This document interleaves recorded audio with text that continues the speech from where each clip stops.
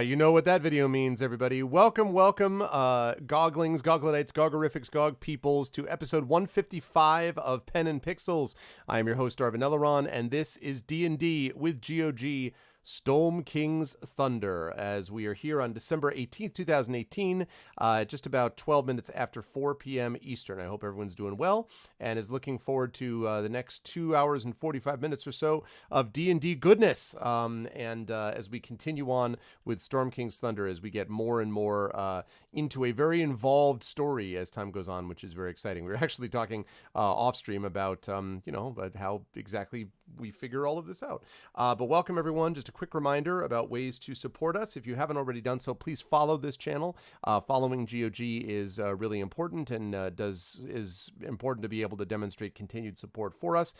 Please as well subscribe to our channel. You can get a lot of those awesome DRM emotes, the GOG.com custom sub badge that you've got here as well. And then last but certainly not least, don't forget to check all of our individual streamers and sub and Patreon support there, because a lot of us have our own subsystems and Patreon support systems and things like that also.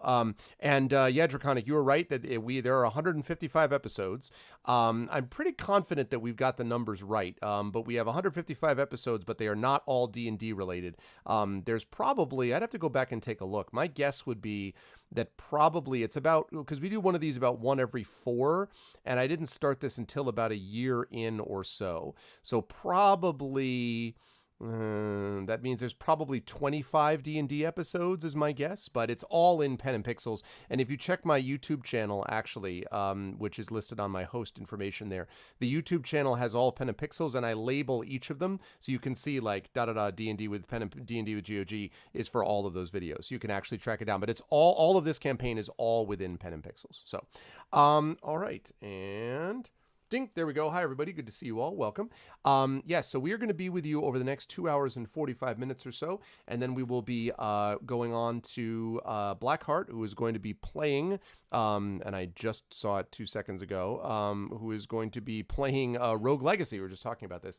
So he's going to be playing Rogue Legacy after I am done. We focus on story and narrative in this show, which we do here every Tuesday at 4 p.m., 4 to 7 p.m. Eastern. Next Tuesday, I am not going to be here. I might be on my channel, but I'm not going to be here. And the reason that I'm not going to be here is because it's Christmas Day. And so I'm going to be on my channel for part of that, doing my special holiday stream. And that's probably pretty much going to be it. And so this will be the last stream of the year on GOG Pen and Pixels for me in all likelihood. And so I just wanted to say up front that it has been a really great 2018 in terms of my time streaming on GOG. I really enjoyed it. I hope you folks have as well. We've had a lot of great games that we played together here so far. Battletech, Pathfinder Kingmaker, Thronebreaker, which I'm playing right now.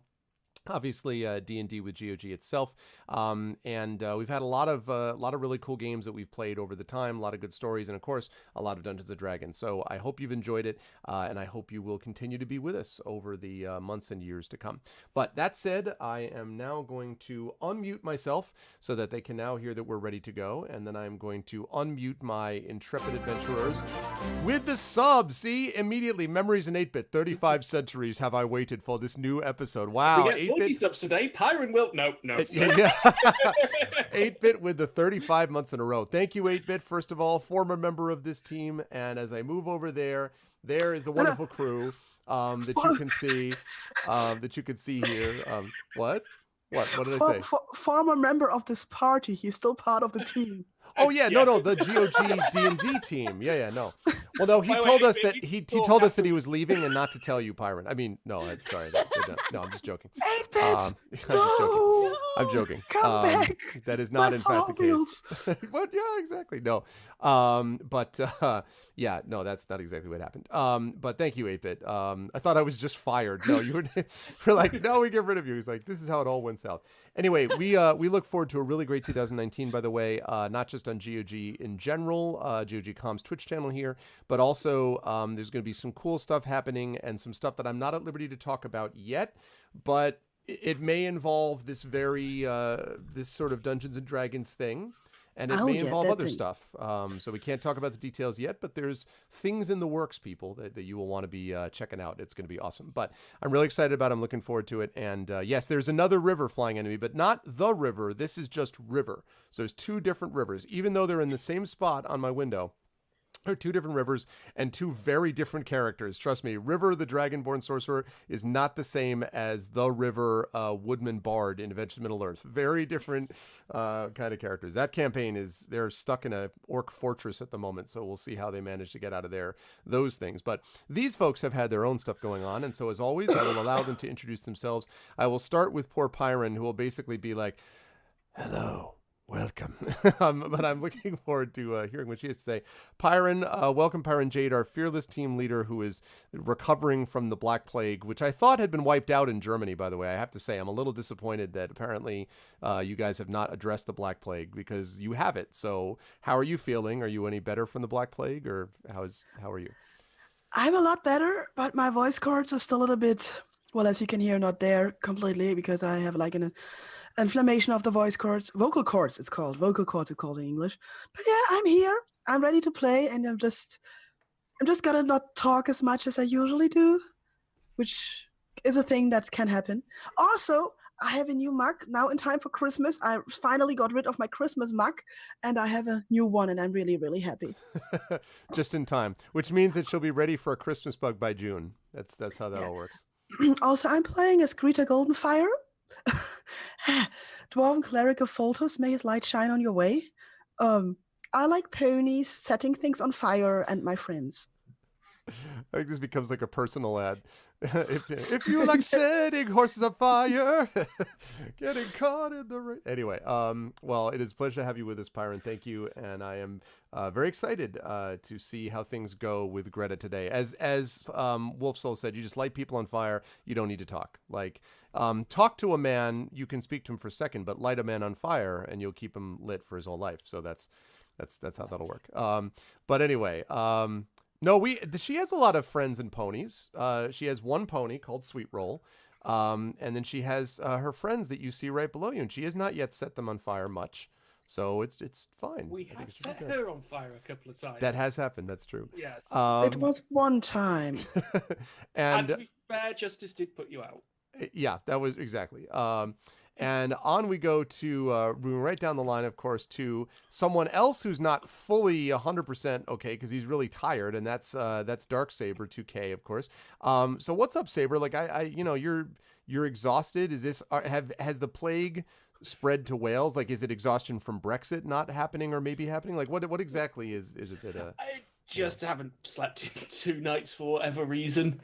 Not ill, just haven't slept. So if brain God. Their words fail. Great. So we have one who can't talk and one whose words don't totally fit. It's gonna be a river solo today. It's just gonna be like, all right. So they talk to you also, Cheyenne. So it's gonna be a good time. I'll be trying to play the usually quick talking Celsig Mauer.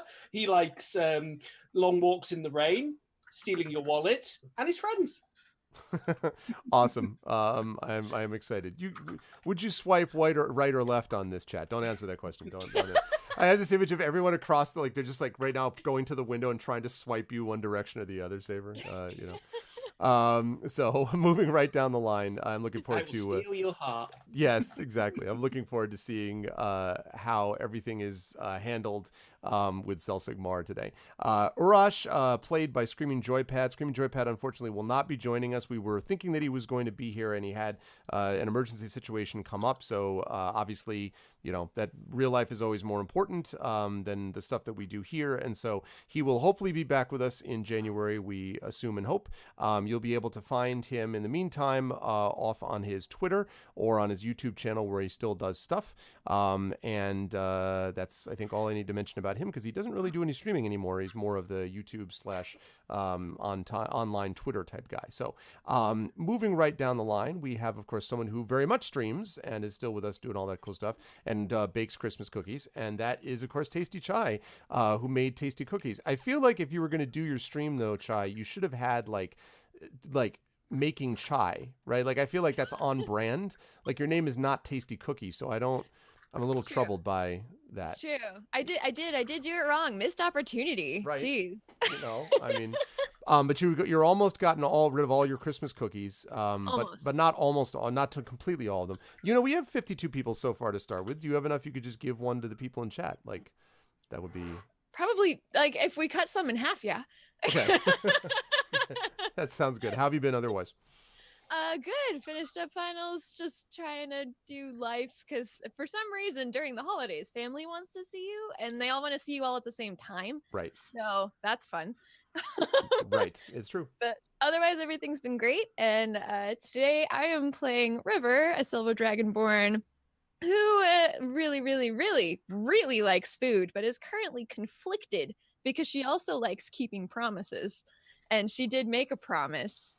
So she likes her friends to guide her on how to deal with this. Yes, that is true, and it was a sacred pact that was done within the High Forest. Well, let us fire up the music and let's talk about what happened in our last session. These folks, as we know, have been trying to figure out what is going on with the giants, why the giants have begun to sort of lose their minds, apparently, and attack settlements and basically cause trouble in ways that had not happened before. They've gotten some clues, bits and pieces here and there, about the collapse of the typical leadership structure known as the Ordning, and other suggestions that perhaps the standard hierarchy that's managed within the giants is not currently in force. But for whatever reason, the giants are acting strangely, and so the party has traveled hither, thither, and yon across the Sword Coast to try to gather information about what it is that's occurred. Along the way, the party has encountered and added to their ranks the aforementioned River, who is in fact a harper, harpers which are very troubling to Greta personally, because they just seem to be all weird, silly people, and has accompanied the harper, and also met other allies such as Kalismana, the brass dragon, who has been trying to give them aid, and himself is sympathetic to the harpers, and others as they try to gather information about these giants. One lead that they finally found was Harshnag and Force Grey, the latter an adventuring group that had traveled through the Sword Coast, I don't want to say leaving a trail of destruction in their wake, but that's kind of what it is. Sort of doing the good thing, but always doing the good thing with a great opportunity cost of lots of things being destroyed around them. And Harshnag, who was apparently part of Force Grey. And now it appears that the party has discovered that Harshnag is in fact a single person and, according to what they recently learned, a giant of some kind, although they're not still clear as to what kind of giant. The reason they're looking for him in the first place is because Harshnag was a lead given to them by the absent figure of artist Simber, who had gone out to use this thing called the Ring of Winter. This Ring of Winter is something which may be partially responsible for causing the giants to have gone mad in the way they have, and so the party has traveled in various places and eventually traveled to Loudwater to try to gather information about Harshnag and Force Grey, and hopefully thereby to find out more about the Ring of Winter and the giants. When they went there, though, something funny happened to Greta on the way, and by funny I mean almost plummeted to her death, as she, with Kalismana, on the back of Kalismana, ended up having something either attack or disrupt them in some way. Thank you for the follow on my channel, McDuff. And ended up falling into the heart of the High Forest, where she found a powerful tree-like creature called Quickbark, and ultimately managed to get to the Shadowtop Cathedral, which was a source, a font of knowledge, basically. They had to, first of all, Clara to clean it, basically to cleanse it from some strange invading group that had come shortly before them. And so the party is now concerned that this party that tainted this place beforehand is basically trying to find the same information that this party, your party, is, but doing so for potentially nefarious purposes. They also met up with their erstwhile companion Urash again, who ended up coming to Loudwater and then eventually to the High Forest. And once they had gathered this information, passed several tests, and gathered the information they needed from Shadowtop Cathedral, they decided to follow the lead of going down to the small city or village of Oralbar, where supposedly some refugees and Force Grey, refugees from other towns, and Force Grey, the adventuring party itself, had been seen. But when they got to Oralbar, something strange happened, which was that this large stone giant was basically building stone towers in what was very clearly a destroyed village. There's nothing left in Oralbar now, and they ran across this giant that was building these stone towers in this deserted village, whose name they discovered was Zork. Zork, which is not spelled Z-O-R-K, you were likely to be eaten by a Gru, but spelled Z-Z-O-R-K. Zork was building these towers, and it turned out that although he could understand their language, he was mute and could not talk himself. But the last thing that they had asked him as they were gathering information was about Force Grey and about Harshnag. He nodded when they said Harshnag and did two things. One, he put a single stone on the ground, and then put a stack of 4 stones on top of it. He pointed to the stone, pointed himself, and then pointed to the 4 stones, the column of 4 stones, which are much taller than the single stone, and lifted his arm above his head, above his own body, and followed that up by using on the ground, spelling out the letter H, and pointing in the direction of the Grey Peak Mountains. And so as I hand things back over to the party, they have just heard from Zork about the existence of apparently Harshnag. Supposedly his location may be in the Great Peak Mountains, and he might, if they sort of put this all together in their head, this is not me saying, this is what they concluded last time, might be a giant of some kind, a large giant of some kind, to be found somewhere, presumably in the Great Peak Mountains. And so now, having summed up as quickly as I could, I will now hand it over to the party and ask you, what do you want to do? You are staring at Zork, who is looking at him, and now ever since you said the thing about Gru, Pyron, now I'm like doubting myself. I want to make sure that that's actually his name and I didn't just screw up this name. The whole because I'm Zork. Zork, literally Zork. I'm well known for getting all the names right, so I understand your worry there. Yeah, that's right, Zork. It is Zork, but with an H at the end. His name is not Hagrid, no, although that's quality, but no. So I still think he wanted to point us to the next helipad. or what is it in if any of you are familiar with Red Dwarf, Himmer, who's the what's his name? I think it's him. I almost said Himmler, but that's a very different and not at all related to Red Dwarf. I'm out. Rimmer? I'm sorry. Sounds Rimmer, like not. I thought it was with an H. All right, well. Smeghead. Smeghead. Oh, because he has the H because he's a hologram. Yes, That's why. yes. All right. Okay. I got it. We're all clear now. Fine. We're fine. Thanks. How are you? Okay. You folks are up. What do you want to do? Zork is looking at you.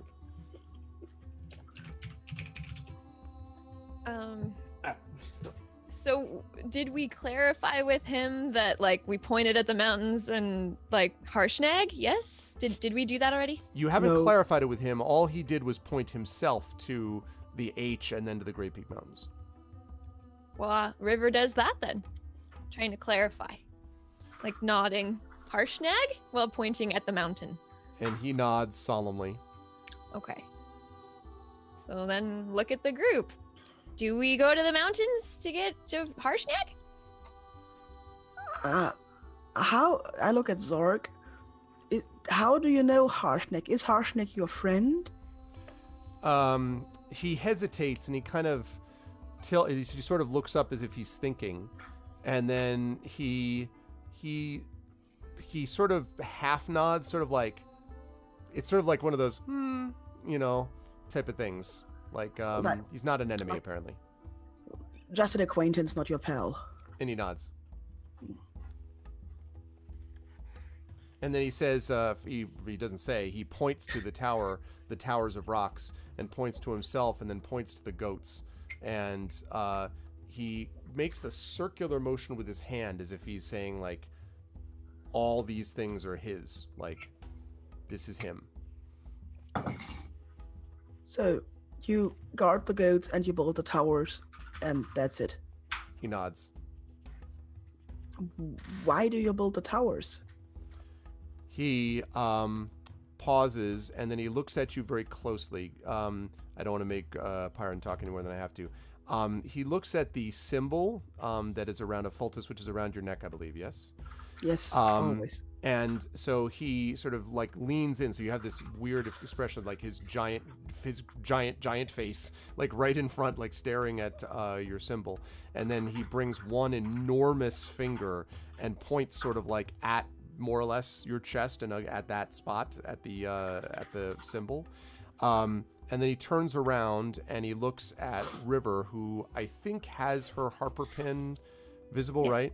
And he kind of reaches down, does the same thing, like head and face in your face, and then points the finger at the Harper symbol. And then Selsig, I don't remember if you're wearing one of your casino running hats or anything. I don't remember if you were wearing that or not. No, I'm pretty nondescript right now. Okay.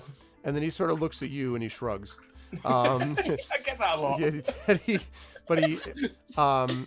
so he does that, and then last he looks at Urash, who I think has got a necklace of teeth or something like that. I don't recall exactly, but he points down to the necklace around Urash's neck, and then he stands and he points. So he does that. He points to each of you after pointing at the thing at your chest, and then stands up and points to the tower and points to him. Okay. I can get behind that.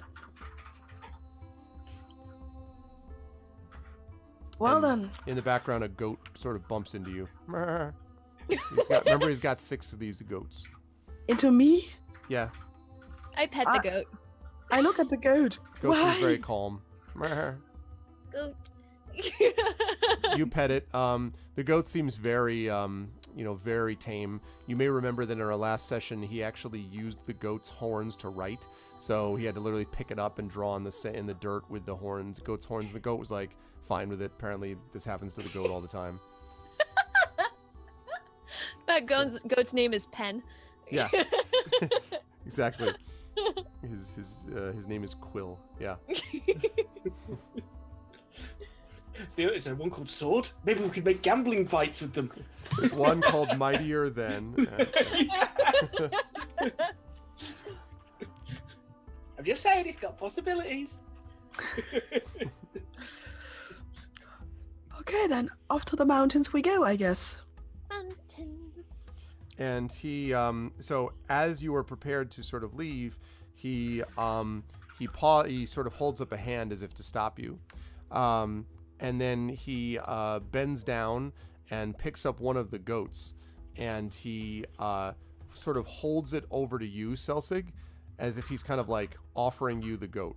The goat is your size, by the way. The goat's like, Mer? I tried to take the goat. I'm taking the goat. I'm not going to leave the goat. So the I goat, want that goat, you're like, I got it.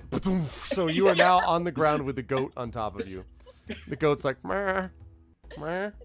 Or maybe that's Selsig. You're not 100% sure whether that's Selsig or the goat. There's sort of a meh and a. And the Zork sort of looks at all of you and then takes the goat, picks him off you and shrugs, and then puts the goat back with the other 5 goats, and then looks at one of the big rocks and picks it up as if to give it to you, and then looks at you again, Selsig, and shakes his head and puts the rock back in the tower, and then shrugs. And then, but then his face brightens and he puts up a hand like, and he strides off, and then he stops and looks over and he kind of waves at all of you as if to follow him. Okay. Yep, me too. Can I beckon at the goat to get the goat to come too? Will Yeah, the goat goats all follow? follow him. So the Okay, goats good. usually follow Yes. around behind him. That's all I want is the goat. Yeah, so he brings them. So he brings them along, and he kind of strides off for a while, and when he gets to the end of probably you're walking, and he's clearly stopping every so often because otherwise he would obviously leave you in the dust if he were really trying to go fast. But he goes up to the sort of side as he moves up and to the side of the mountains at the bottom. And you may remember that you got here by going down these hills, this sort of like rather steep hill. And so he sort of goes to the foot of one of those hills, and beyond them you can see the Great Peak Mountains. And he points you directly, and you can actually see where he's pointing. There are sort of 2 mountains that are raised, and this hill almost looks like it's right between the 2 mountains. like as if you went over this hill, you'd be heading straight for between the two mountains. And he kind of points at this hill and then points down at you, and kind of gestures that way. Well, I'm guessing he wants us to go that way. Is it a shortcut, Zorg? He sort of tilts his head. You're not sure that he knows what shortcut means. He looks at you and runs his hand up as if like go over the hill. It seems to be like what he's saying, and points again at the hill, and then looks at you. You wanted to give us a goat, and you wanted to give us a stone. Is something as equally good on the other side of the hill? And he stops for a moment and tilts his head and then shrugs, like he doesn't know if you'll think it's better. If something as good as a rock on the other side of the giant rock. Oh, he's talking the goats. As good as goats. He wanted to give you a goat. I think that's really, really nice. I'm just glad he thought twice about the rock. You still feel like very like bruised, like where Selsig were. So. Yep. Well, thank you very much, Zorg, for your help. He nods, and then as he turns and walks away, he stops for a minute, and then sort of thinks, like raises his head and comes back to you, and then he says, he sort of stops. He's like waving a hand, and then puts two fists together. Now you may remember I told you that he does not have a club, right? He doesn't have any weapons, but he puts his two fists together as if he's holding a weapon. He points at the Great Peak Mountains again, and then he holds them and gets this fierce expression on his face, like this, holding his two hands close to each other. And then he points at Great Peak Mountains, and he says, and he does that, and then he sort of looks like he's ducking, and then he goes back to the and points to you, does the ducking thing, then does this thing again where he's holding the club. Oh, damn it, we just went, okay, hold on a second. We just went down. Give me a minute. It's the classic once a month disconnect for no reason from OBS. Hold on a second.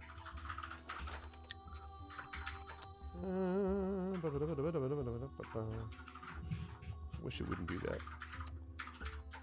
Yeah, suddenly. I had a disconnect today too, and Indigo Wolfie as well. Yeah, I don't understand what... it happens like once a month. Actually, now that I think of it, I think it does happen more on GOG than on my own channel. I don't know if there's something going on with the key or what, but... I blame Twitch. I laughed today. I read an article on Twitch. Was like, oh, there's 88% more affiliates this year than last year. And I was like, yeah, but you only had the affiliate program for like 2 months last year. This is their first full year. It's a big step up. Never mind your inconvenient facts. Okay, we're back up. Okay, sorry about that, chat. Sorry, everybody. Refresh, please. Refresh. Sorry, that just disconnected for no reason. Okay. So anyway, he does the thing with the like holding with two hands and then kind of sneaking and pointing to you. So there are guards, and we should try to avoid them. He shakes his head at the guards, like, but sort of points to himself, and then lifts his hand above his head, and then holds the two hands next to him again. Oh, they're very tall giants. He nods. Yeah.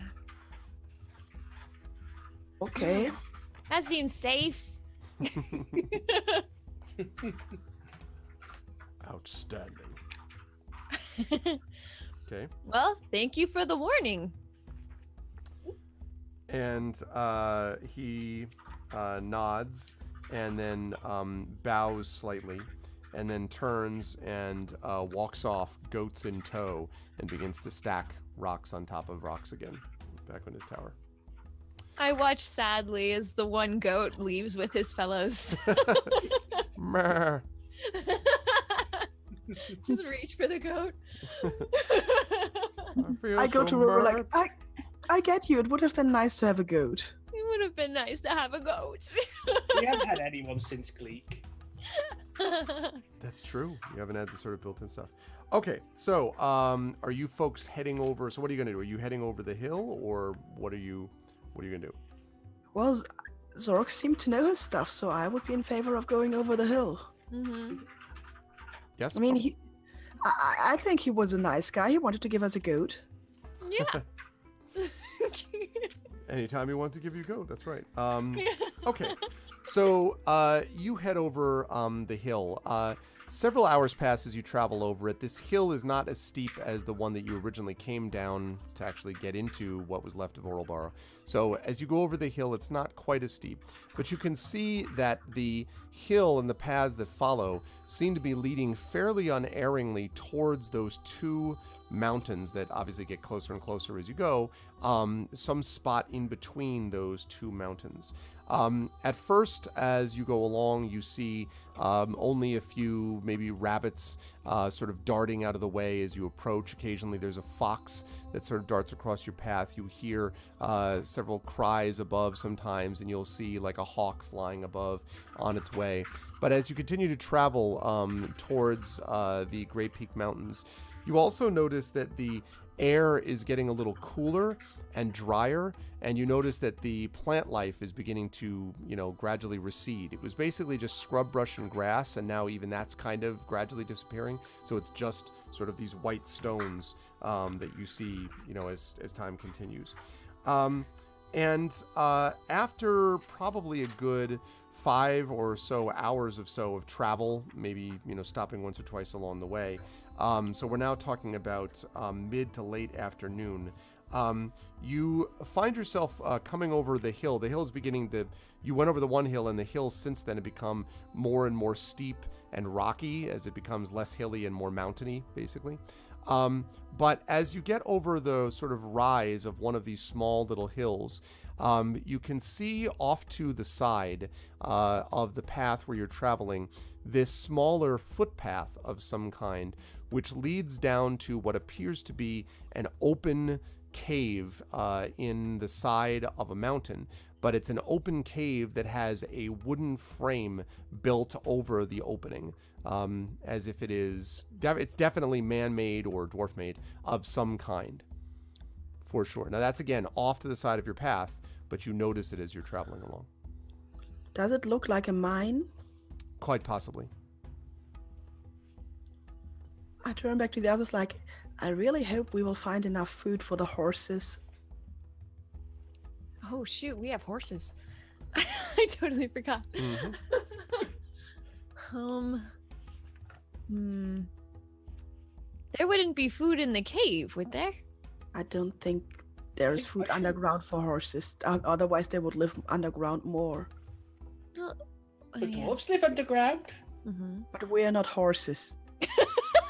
Yeah, you eat more than horses. If dwarves can do it, horses surely can manage it. It's like a really terrible logic puzzle. It's like, if there are 2 dwarves and 1 horse. Celsic has never visited a dwarven city, Mauer. Generally speaking, no. But it's already late. Maybe we should. I know people say dwarves eat rocks, but I didn't think it was true. What do you eat? I've seen you eat not rocks. No, I do not eat rocks. What are you even? Well, dwarves live underground, and they don't eat rocks. What do they eat? Well, you live above ground and you don't eat trees. Oh, well, well, not all of technically, it. like that isn't that what I mean? Grass is really small trees.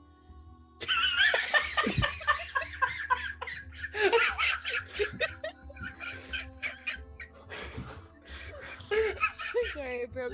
You have been traveling with me for such a long time. No, I do not eat stones. Oh, man.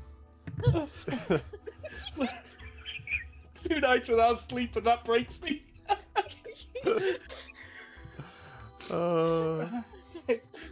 is good stuff.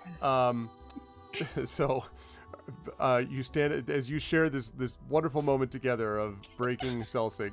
Are you moving into are you moving close to that, or are you continuing?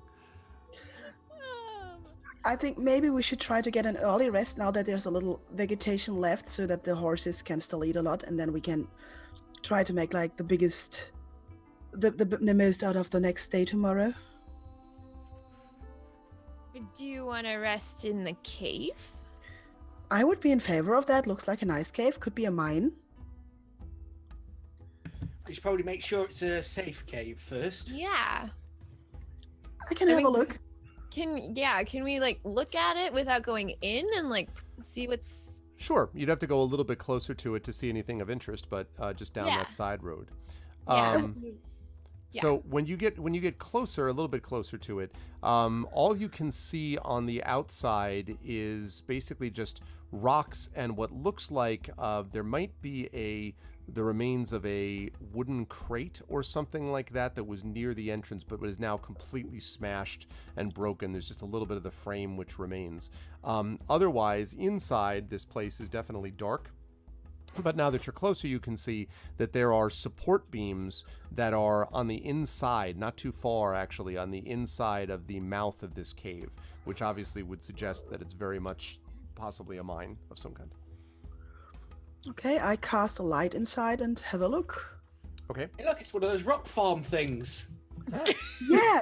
Yeah, Celtic. It took about like 20 dwarves to eat that far into a mountain. I knew it. Okay, so you gradually make your way in, and there's something as you go in, Greta. And I should ask, actually, is everybody going in? I assume, or not? Okay. The pony stays outside. Okay, who is? I'm trying to make a point here. Yes, I keep saying that you need to make a token. In my other game, we made a token of the horse. And they keep not wanting to have me mention the token because I'm like, why? And they're like, well, because it can get in a fight. I'm like, what do you mean? Where is he on the map?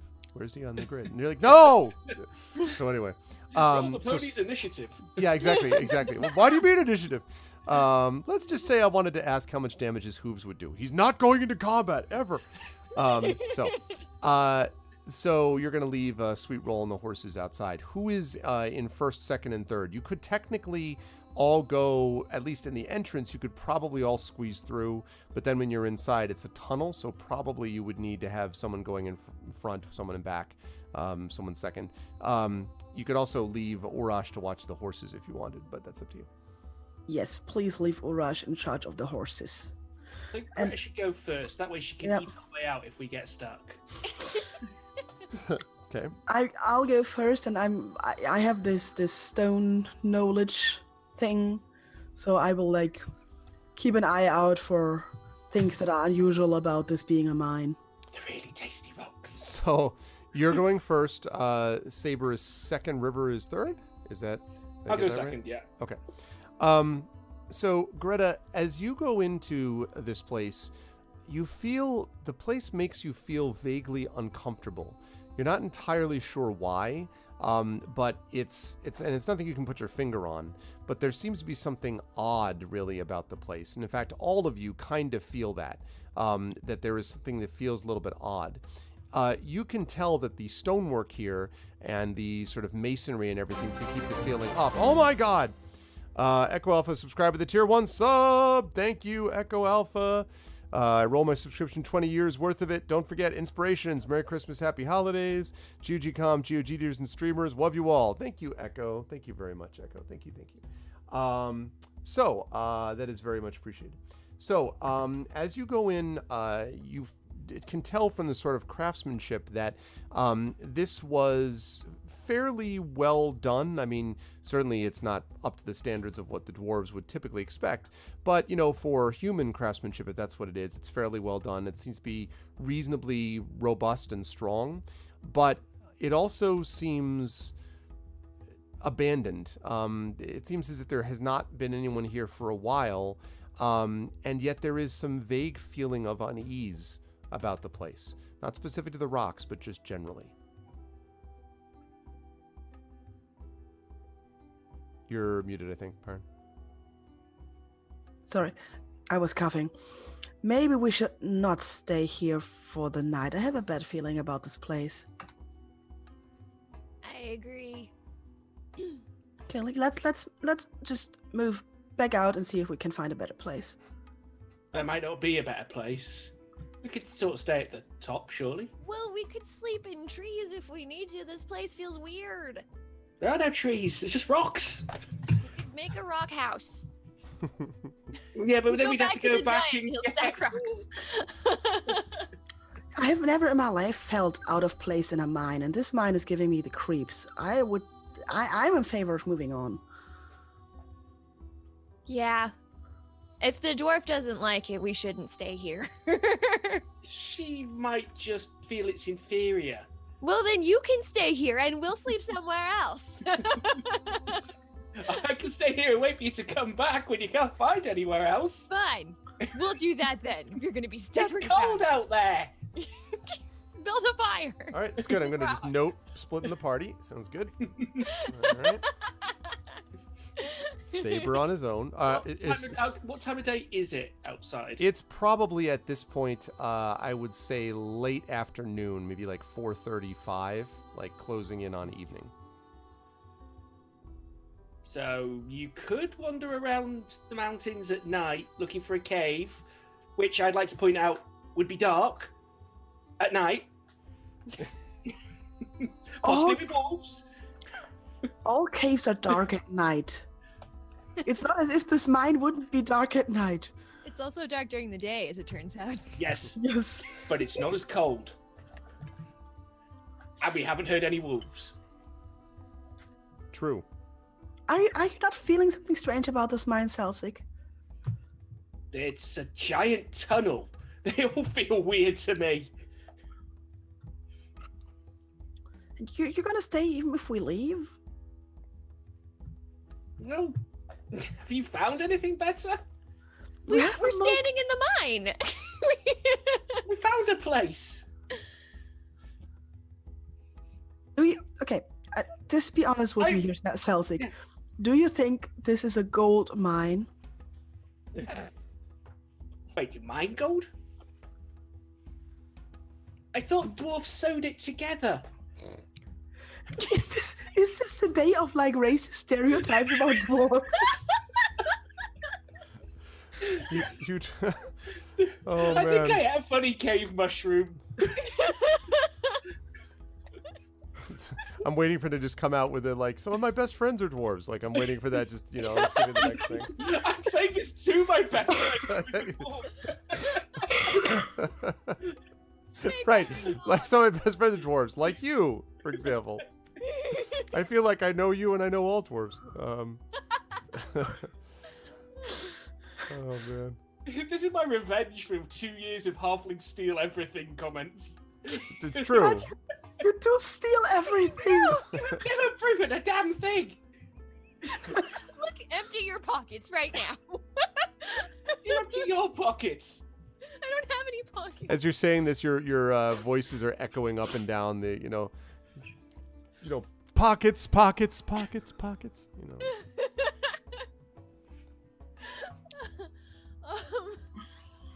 Okay. Man. Okay, I maybe like camping in the front part of the mine is a compromise. Quick exit if the thing that makes you uncomfortable gets worse. I'm going to just lay a trap that explodes if something comes out of the mine. Like the thing like I a did with the halfling. tower. Like the thing I. you did at the tower. Yes. Dropped the tower on our heads. Yes. And now you want to drop a mountain on our heads. No, just part of it. Yes.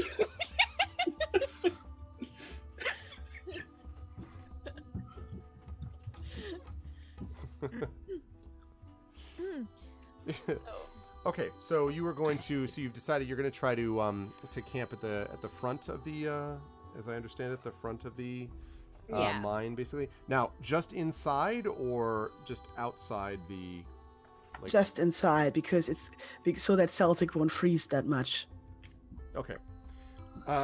You should just cuddle the pony. No. Find the horse, then not If the pony. if he had his own goat, he could cuddle a goat. That's true. You shouldn't have rejected the goat. I did Yes. not reject the goat. Yes, you did it. You dropped it. You did drop Dropped the on goat. me. No, you didn't even try to love the goat. You rejected the goat. Excuse me. I beg your pardon.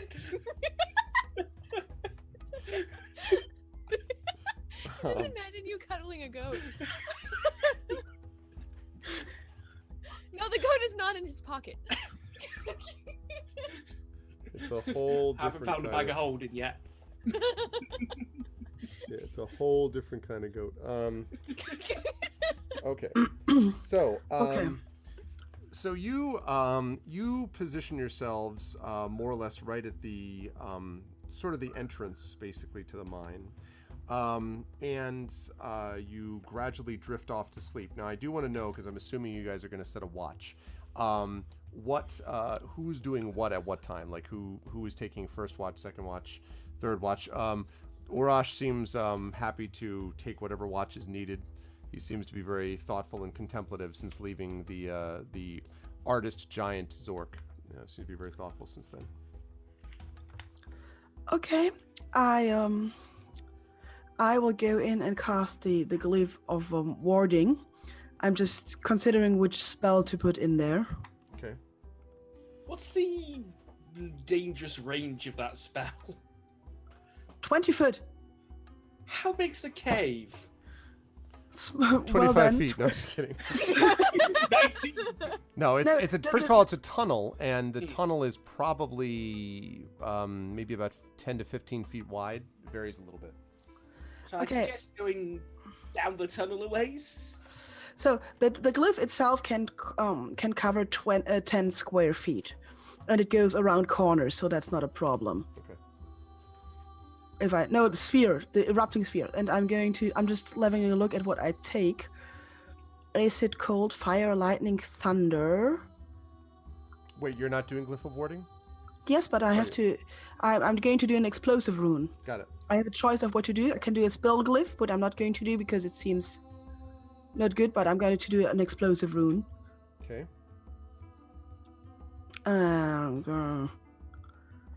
Let's see. I think I'm going to go traditional and take fire. What a shock. You also have to decide whether or not what triggers the glyph. Yeah, first of all, I'm going to put it like not really close to us, you know? Right. Just Maybe I'm a near dwarf. sweet roll, you think? sorry? Maybe near the horse? Just No, I'm going to go inside the cave, and I'm a dwarf, so I will not. I will be smart about this, please. got it. It should be triggered. I'm going to like cast it in a line, and I want it to be triggered when I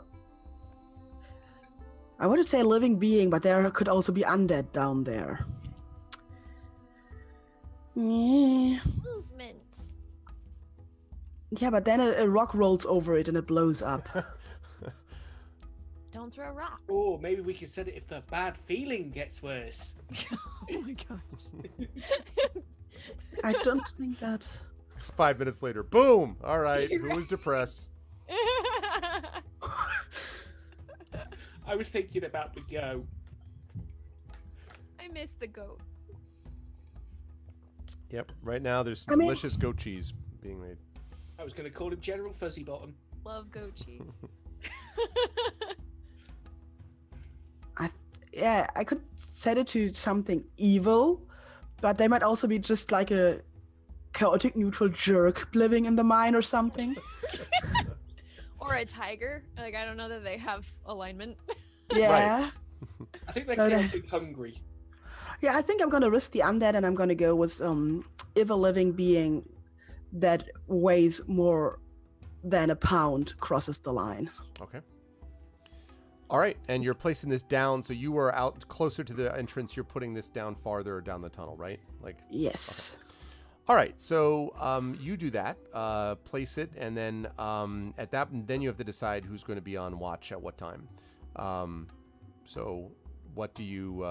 Who wants to be on watch for second, third? You may have told me this, but then I got confused by the glyph wording. Oh, we did. Can't we use Urash for all of them? He certainly seems willing. He's very quietly going to accept it. He won't be able to do all of them, probably. So. Well, then have Urash do the first, I do the second. Okay. I'll do third. Okay. I'll get up early. I'll sleep in. Okay. All right. So, as the first day passes, or the first couple of hours pass, I should say, I'm going to ask someone, maybe Saber for now, to make a perception roll for Urash for me. So he's got a +4 on his perception, I believe. Right, okay. D20 +4, because I can't see his. So 1D20 +4 coming up. Well, Whoa. Okay. So as Urash is sort of sitting, quietly right at the outside of the cave or the mine looking up and then back, Urash thinks that he hears from down the tunnel a faint sort of whispering or calling or crying, kind of like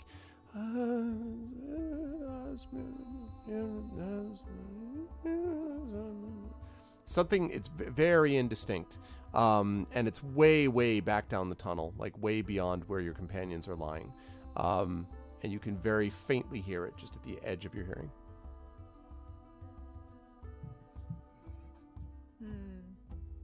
It's a dragonborn sorcerer, bad to the men. None of us is Urash. That's why nothing is happening right now. Who's responsible for being Urash? Oh, that's right. That's right. Yeah, that's true. Nobody would do it. Well, does anyone have an idea of what you think he'd be likely to do? Would he, in that scenario? He would probably not tell let us. Yes, he would tell us. Yeah, I would, like between tell us and investigate, somewhere in there. Probably He tell would- us, then investigate. Yeah, He wouldn't leave us without protection, that's for That's sure. He true. wouldn't just leave us lying there. that's true. All right. So I He'd would say probably he, wake us. he probably would wake the next person on watch then, which would be Greta, and would basically say, "Oh, do you hear that?" As you're sort of shaken awake. Do I hear that? He's sort of like he make a perception check for me. Let's see if you do.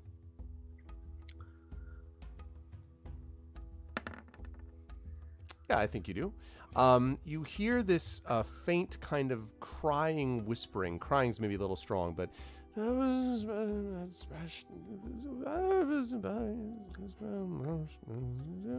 it's like a sort of solitary, higher whispering voice, but you can't at all make out what it's saying. I knew it. I knew something was wrong with this mine. I'm shaking awake. Celsic, do you hear this? Do I hear it? Same thing, Celsic, and your perception. I'm spotting a theme That's a here. good question. Do I? Those rocks look tasty. You're like, yeah, exactly. You're like, you were asleep. You're having an awesome dream about, hamburgers. Rocks. Like, why? Riding No. goats and eating rocks. Yeah, Living the exactly. dream. Yeah, in your dream, they were just stacking goats on top of each other, like all the way. It was basically Goat Simulator, and like so, it was a cross between that and Mount Your Friends, and that's what it was like when you were doing that. Wait. you have Mount no your idea. friends? That's a game. Yeah, the game. You've never heard of Mount Your Friends? No, I have not. Why have you? Mount Your Friends was a very popular game for a while, and it's got great ragdoll physics, and it's a cooperative game, can be, where you're working with someone. There's a puzzle-based element to it. I think I'm getting everything that's important, right, guys, about that game? I mean, it's Is it risque, perhaps? I don't know what you mean by that. I mean, it's just it's a game where people who are comfortable with their bodies are gradually stack themselves into a large human tower. It's a very manly game. Yeah, it's very manly.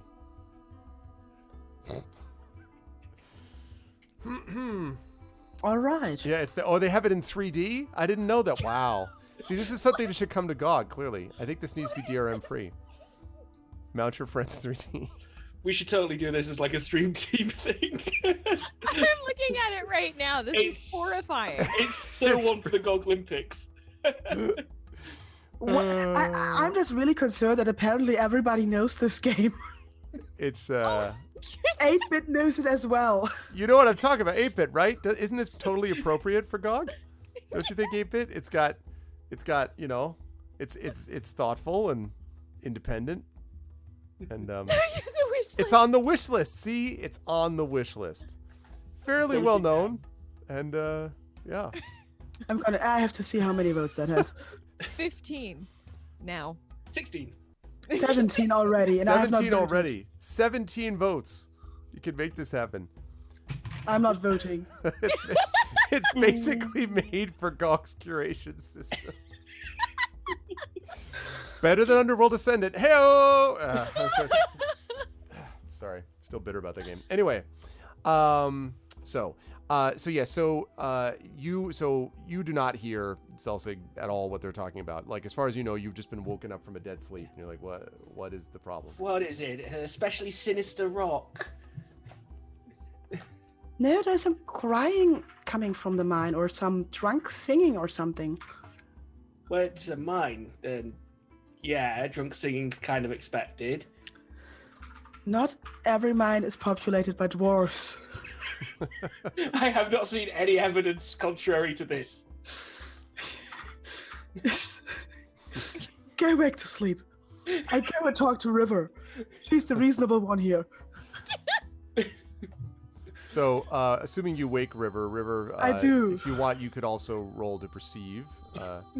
You're like, I mean, what? Like, there's people and whatever, that's fine. I'm just like, where's the goat? Where's the goat? Right. I mean, that's the thing that really got lost here. Yes, it's the goat, clearly.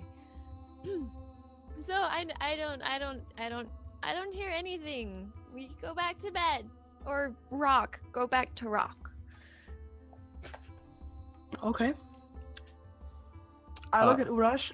I think we're going back to bed. And Urash shrugs and he says, all right, I warned you. And he takes his position again. When you wake, Pyron, and begin your watch, the crying seems to have stopped, or the calling, whispering seems to have stopped. But about an hour in, you start hearing a different sound, and it is. I'm not gonna be able to do this right. I need something that sounds right. He's looking for his Here we go. trombone. No, that's not the right sound. Damn it! Oh, enough metal. No, that's not the right sound. My trombone. Trumpet, I'll have you know. Damn it. I don't have the... Okay, well... Oh, yeah. There we go. You hear this.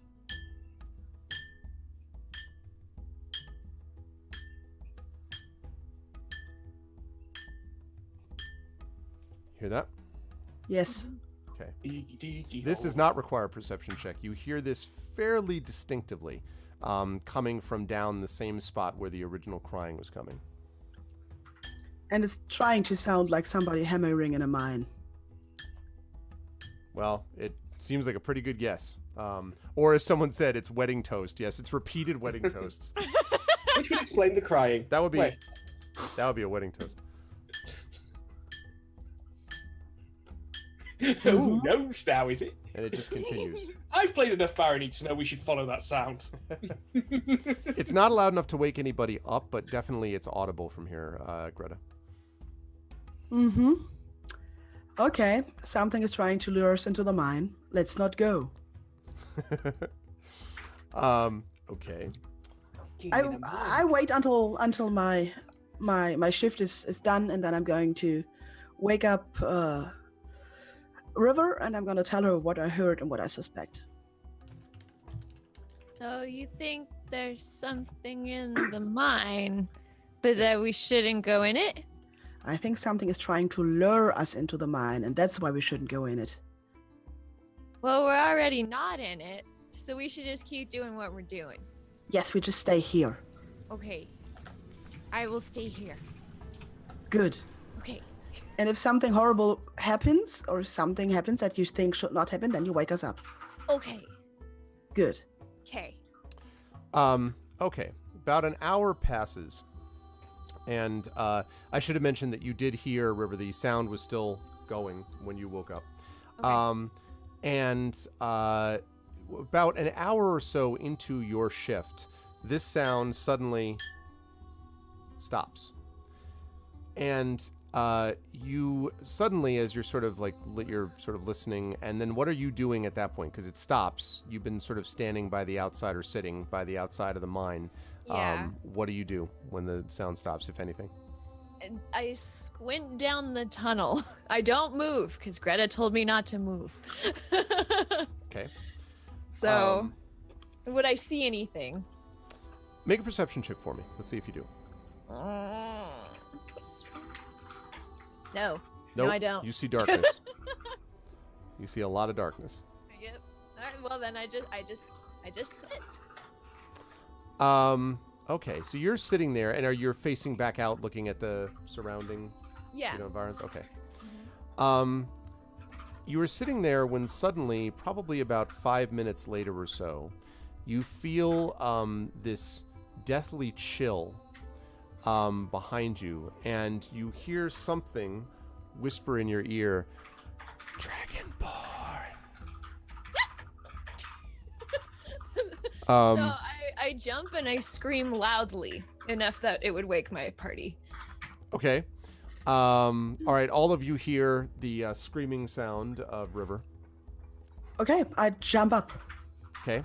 And you sort of jump up and see by the edge of the cave, sort of standing, and it's now, as I said, it's probably now about 4 or so in the morning, I would say 3 or 4 in the morning as she takes this shift. You see right next to River, who has jumped up and kind of, did you also turn around in the Yeah, direction? I Okay. jumped and spun. So when you did that, and you sort of see this too, Greta, you can see a indistinct shadowy form. Thank you for the follow, DM Portella.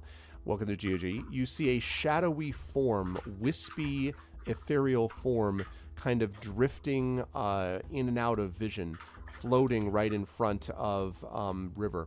And what it looks like to you is a ghostly dragonborn. Not unlike River, although not identical. It's shorter for one thing, the scales and the tail are different, so it's not an identical match. But it definitely also looks like a dragonborn, but it is definitely not substantial. It is an image or a phantasm. And it says, again, very quietly, Dragonborn. Is it trying to touch her or attack her in any way? By the way, I am hearing some furious newsroom typing. Is that okay? Folks, not me. I heard like Could have. this was what I heard. It could be Ebenezer. He's working next. to Oh, that's fine. That's fine. Oh, Maybe that's okay. what it is. I was just That's like, wait, what? What's up, Flayos? Hey, players. I was. Hey, Flayos! Congrats! Wait. Congrats. What? Congrats. Where? If he wants to be known, he should put it in chat. Otherwise, I'm going to be quiet. Oh, okay.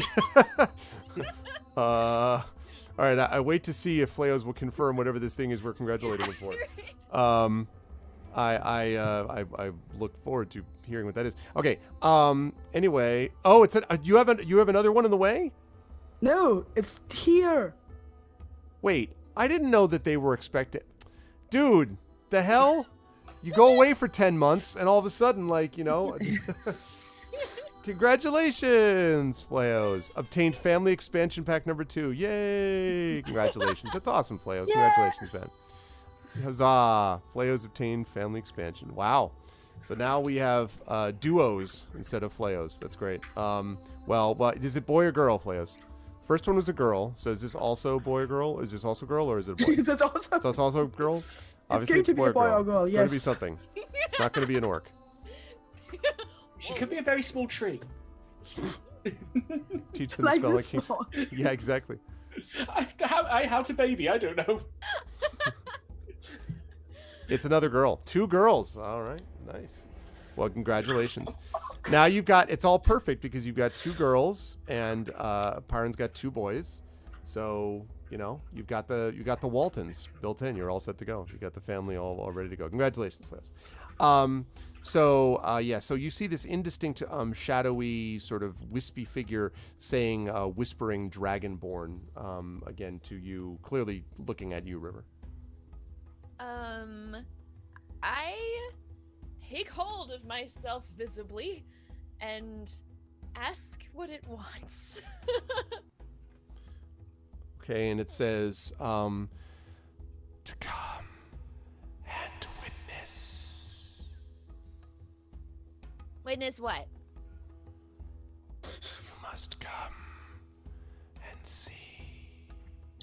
Oh, see, that's not. I can't do that because Greta told me to stay right here. So I gotta stay. And it sort of flows back and forth. Its expression, it looks like, even as a ghost, it looks like it was a very old dragonborn. And probably, and female, it looks like, a female dragonborn. And it seems very sort of like, you can tell just from the kind of modeling of the scales and so forth that it probably was not in the best of health when it eventually passed. And it looks at you and says, please, it is a window into your future. Please come and witness. I can't go. Well, I can't go unless my friends say it's okay. Hello there, Dark Spectre. Can we come too? And it floats and turns towards you, and it nods and says, "Are you friends of the Dragonborn?" Yes. And he says, "Oh, Blackheart is not feeling well, won't be able to stream tonight. Oh, that's too bad. Okay, well, so we will not have Rogue Legacy. You'll have to just base it on D&D Legacy, on our legacy that we have here. That's too bad." Man, everybody's been sick recently. I'm glad I took my vitamin C just in case, just before coming on the stream with everybody. Thanks, Chris. So he says, now by this point, are you awake, Celsic? Because you would have heard it too. Urash is up and seeing it. So I was trying to ignore it for the most part because everyone's been acting more than hysterical tonight. And I seem to be the only rational one. So I've just kind of just gone until such time as things escalate. So you're like deliberately ignoring it, though you can hear it. Yeah. Okay. So it says, all of you are welcome, but the Dragonborn must be one that comes and witnesses. You're really hard to understand. I am a ghost. Okay, so it said we can all go Pyron, or not Pyron, excuse me, King Greta. Wait, but who's I Pyron? have to go. Where do you want her to go? Into the mine. Yeah, no, not gonna happen. Oh. So it seems to, as you say this, it seems to recoil as if it's been struck. And it says, it comes over towards you, just sort of gently floating in your direction. And then it says to you, Greta. I'm readying Sacred Flame here. Okay. Let's see what happens. It says, please, this is the future she will witness. It must be witnessed before it comes, or there is no knowing what the result will be. Please. That is usually Yeah. that is usually the thing with future. Look, noises have tried to lure us into the mine like the whole night through, and now you're here like, hey, you have to go into the mine. Can you see that this is kind of suspicious? And it sort of pauses and wavers and then says, fear is understandable. If I could provide you safety and sanctuary, I would. I can say only that this is important and that the more danger lies in the unknown than the known. What I would show you will be of benefit to not just the Dragonborn, but living creatures everywhere.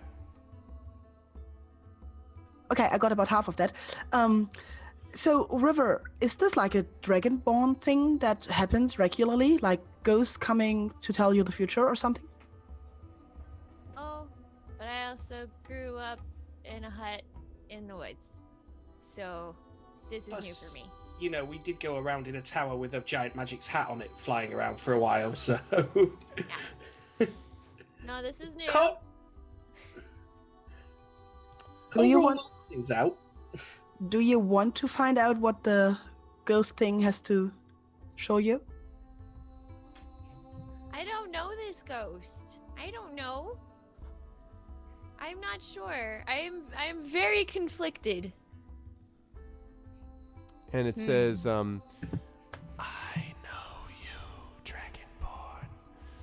Your spirit called to me. I heard it through the walls and felt it through the ground. Your spirit is very powerful. I know that you are the one to witness what I have to show.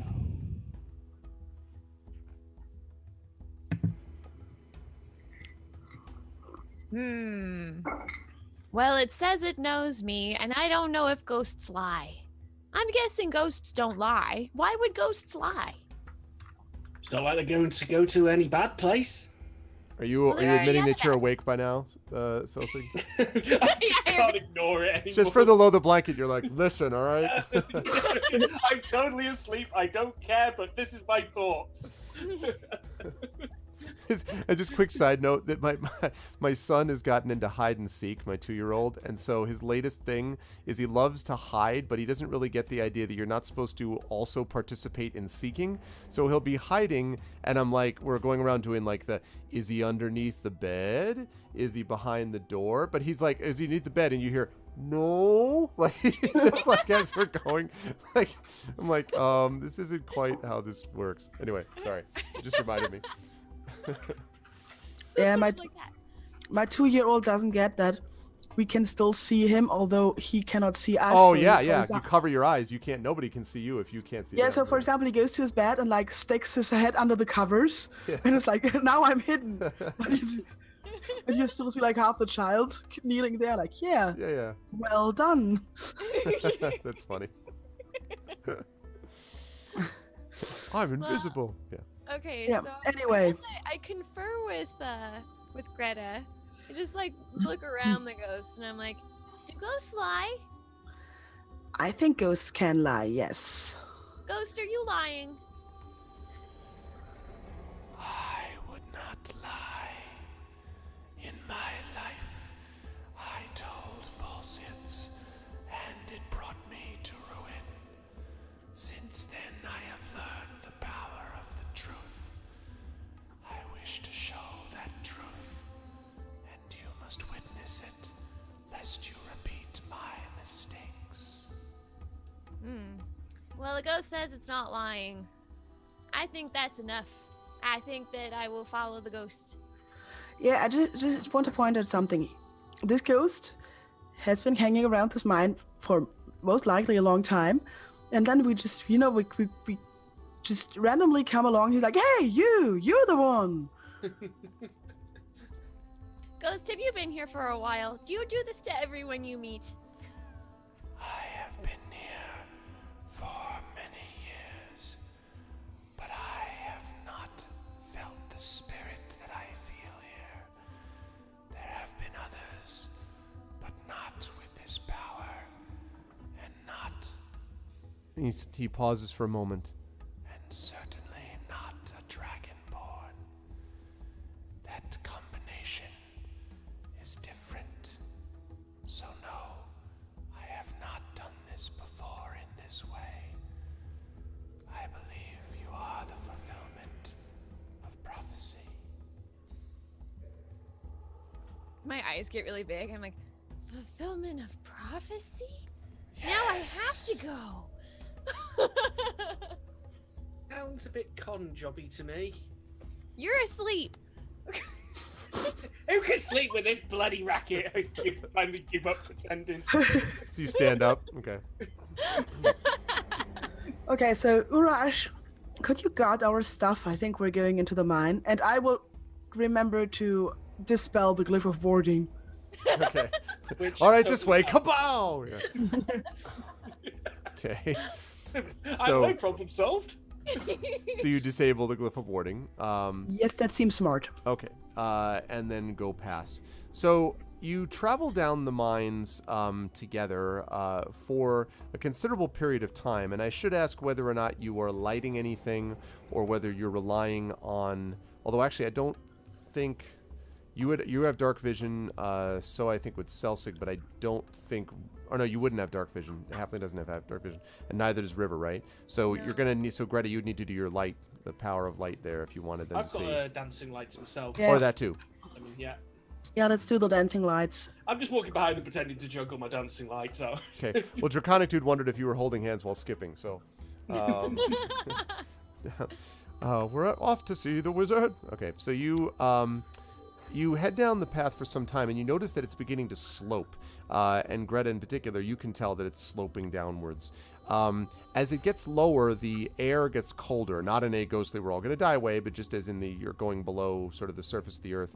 And also feels a little damp down here, whereas the up above is sort of relatively dry. Down here, it's you can definitely feel the sort of humidity in the air. It's definitely damper, and in fact, if you were to touch the walls, you could feel that they're a little damp as you go down. The ghost sort of basically floats along in front of you, and every so often just sort of looks over its shoulder as it goes, occasionally gestures slowly with its arm, and you go all the way down until you reach this opening, and there's a door in it, and it's actually what looks like a stone door, and the ghost goes right through the stone door. Just phases through it. And then there is a pause, and on the other side you hear, "The door is unlocked." I attempt to open the door. Okay. I try and grab River's hand. Stop! Whoa! Whoa! Whoa! Whoa! Whoa! So, Whoa! Whoa! Okay. Excuse me, I am Whoa. fulfilling a prophecy here. You can fulfill the prophecy on the other end of a stick. What does that mean? I don't think you should touch the door with your bare hand just to be on the safe side. Oh, okay. Can I inspect the door for traps carefully? sure. Go ahead and make an investigation check for me, please. Okay. I have one thing I'm good at, and it's not that. Perfectly safe. Seems like a safe door. Definitely has not been opened in a while. I mean, that's for sure. Not in the conventional way. Looks safe, but I still advise caution. Okay, Okay. All right. Who's opening it? Is River? I'm opening the door. Okay. So when you open the door, you do hear an audible click, River, but nothing happens. I've And ducked. Celsig, it sounds to you like maybe a long time ago there might have been a trap, but it's long since broken at this point and destroyed. But something was like, but nothing happens. And the door opens to reveal an enormous indoor cavern. But it's more than a cavern. It appears that it's been shaped in some way, almost like there was essentially a room at the bottom here that has been shaped and organized. And there are rows of seats that are sort of tiered up. So, you know, if you walk through the door, you could see that to your left and your right, there are these semicircle of seats, like walking into a movie theater to jump out for the game for a moment. And it goes up and up and up, and it's tiered backwards. And it all is looking at a space which is on the ground in sort of in between all of the seats. So they're all arrayed around this central area. And in the middle of that central area, the ghost floats and turns and says, please take your seats and witness what is to come. I'm looking for a stone to prop the door open. Yeah, there are actually several of those which you'd be able to find and probably put in place. The Okay. door does not swing shut on its own anyway. Yeah, So- not yet. Seems like it would never be closed by itself. All right. So the paranoia is real. All right. So you can you can put the stone in the way. And then, so there, you see that as I said, stone bench is all the way up. So you can, it's at the moment seems to be empty, so you could go wherever you want. There's no bones or skeletons or anything to suggest things have died No. in here? I take a front row seat. Okay. Paranoia is real. Even I find even that suspicious. Wait a minute, something's Find dead. nothing. Okay. I'm sitting. I'm taking seat next to River. Okay. If he's gonna recite a poem and that's what we're here, I'm gonna laugh so loud. I'm loitering near the door. He's gonna be like, poetry slam. No, he's not gonna. I am a ghost who's got the most. No, he's not gonna do that. Okay. So, and you said front row, both of you, and Celsig also, or did you say you were going to a different seat? I'm staying near the door. Okay, so you're not sitting. Not seating, no. Okay. All right. So when you were there, the ghost waits and then lifts its arms and says, "Welcome, welcome to the witnessing." And there's a moment pause, and then you see to your left, you feel actually first a kind of cold Greta and River, and to your left and right and all around the arena, every seat fills in with a ghost. They are I jump all. up in case I'm sitting in a ghost. You're not. No, your Good. two seats are not. You are all seated next to what is probably hundreds of ghosts. And they are all ghosts of Dragonborns. You've actually never seen, River, this many Dragonborn of any type all together at once. But they are all Dragonborn ghosts, and they are all looking down at the arena, all different types. Some look as if they were old, some young, some male, some female. You don't really get, because they're all sort of wispy and white, so you don't really get a sense of coloration, but some of them have darker scales, so they might have been darker colors and so forth. So all sort of floating around, kind of sitting in their seats watching. And the ghost in the middle says, "My brothers and sisters, we have a living witness, the power of the living Dragonborn." And there's a moment of pause, and then you hear, "Yes," and a sort of yes ripples through the crowd of assembled ghosts. And then the one in the middle says, "Will you, brothers and sisters, welcome this living witness to our history?" And there's a pause, and then again there is this yes. Except for one, Celsig, standing next to you, not seated, but standing next to you is one Dragonborn ghost. It came into view when the others came into view, but it is not sitting. It is somewhat larger than the others. Its arms are folded, and it is staring sort of at River, basically. And it is not a pleasant expression. It's just sort of glaring at River. Seems to have taken no notice of you at all. Not that I'm sure it knows that you're there, but it just doesn't care about you. Just edge back a little bit out of its sideline. Okay. Just like, And so the Dragonborn ghost says, River. And this is the first time he's used your... Actually, no, wait. Does he know that? No, he doesn't know that yet. I'm sorry. So he just says, "Dragonborn, what is your name?" I am River. And there's a pause, and then the entire crowd, "River," sort of, flows through the crowd. It's very eerie. And then the Dragonborn says, "River, please come forth." And he points, and now in the middle of the arena is a ghostly chair, a seat. Okay. And he gestures to it. And when you come over now, it looks like it's insubstantial. Do you try to sit down or not? I touch it first. Reach out and touch it. It feels solid. And I sit on it. It is solid. Okay. And the ghost sort of nods and then says, "We have been here for centuries, below the mountains. This is the history we live.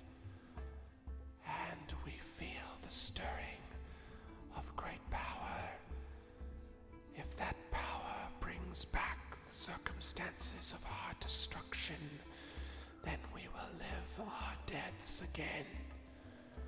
We would spare you what we experienced. Thus we ask you to witness our history, you and your friends. And Selsig, right next to you, the standing dragonborn, you very clearly hear it say below its breath in a deeper hiss, foolishness. That seems quiet. So you like, River didn't hear that, Greta didn't hear that, but you were close enough to hear it. And the dragonborn in the middle then says, sorry, doesn't say that, then says, we are dragonborn, and part of the culture that existed between these mountains. We were known as the people of Kolitsai. In case you're curious, that's Kolit, Kollit hyphen SKI, Kolit Sky. And he says, the people of Kolit Sky were great warriors. But when, in the world above, there was a great war and conflict, we retreated and came here to pursue the ways of peace. We turned away from weapons and turned instead to the ways of magic. And he waves his hand, and you see in the arena, rising from the floor, this great ghostly city. Inside, it's almost as if there was this city that is like, it's like a replica almost of what some much larger city. You can see river pillars and stone that sort of reaches to the foundations. Okay, that was creepy. Paper just fell behind me. All right.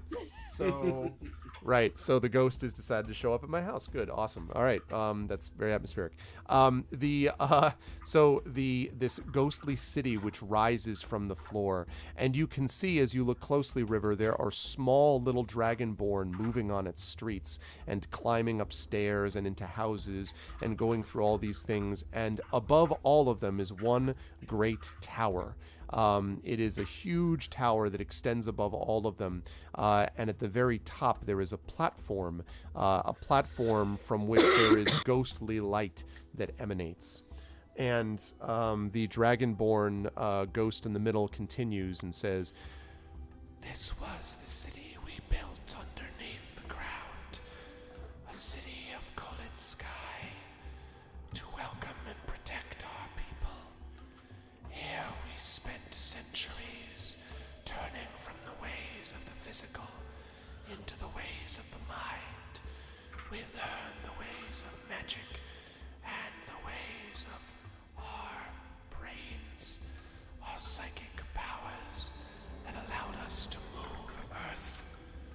Soon after centuries passed, we believed we were more powerful than the creatures of the surface. Yet we shunned it, remembering the war that had brought us here." And the assembled crowd says, "The war that brought us here." It seems almost like a religious ritual to you. And the creature says, "But there were some who disagreed with our path of solitude.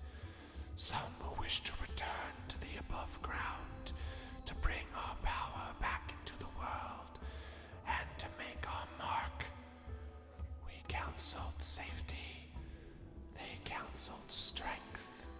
And you see above the platform now, the platform of the large tower, River, there are dragonborn arguing with each other, it looks like. Obviously, it's just silent, but you can see they're like gesturing at each other and kind of waving their arms and kind of pointing at each other. And then you sort of see back and forth. You see several of them stand and then leave. And then it says, "And then one day, a faction departed.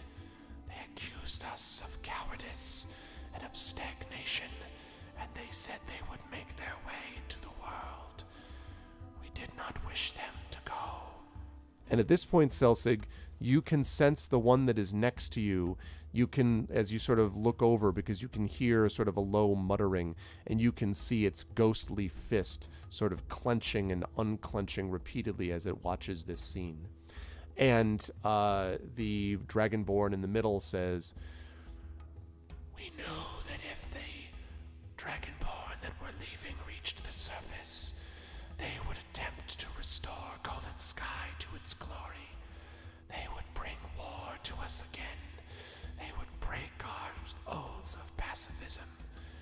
We did not wish this, so we tried to keep them here. They fought back. There was again." And it drops its head for a moment. "War. Terrible. Endless. War." And you hear the assembled multitudes of ghosts say, "War," sort of, murmuring through it. And the one that is next to you, Selsig, says, "It was not war.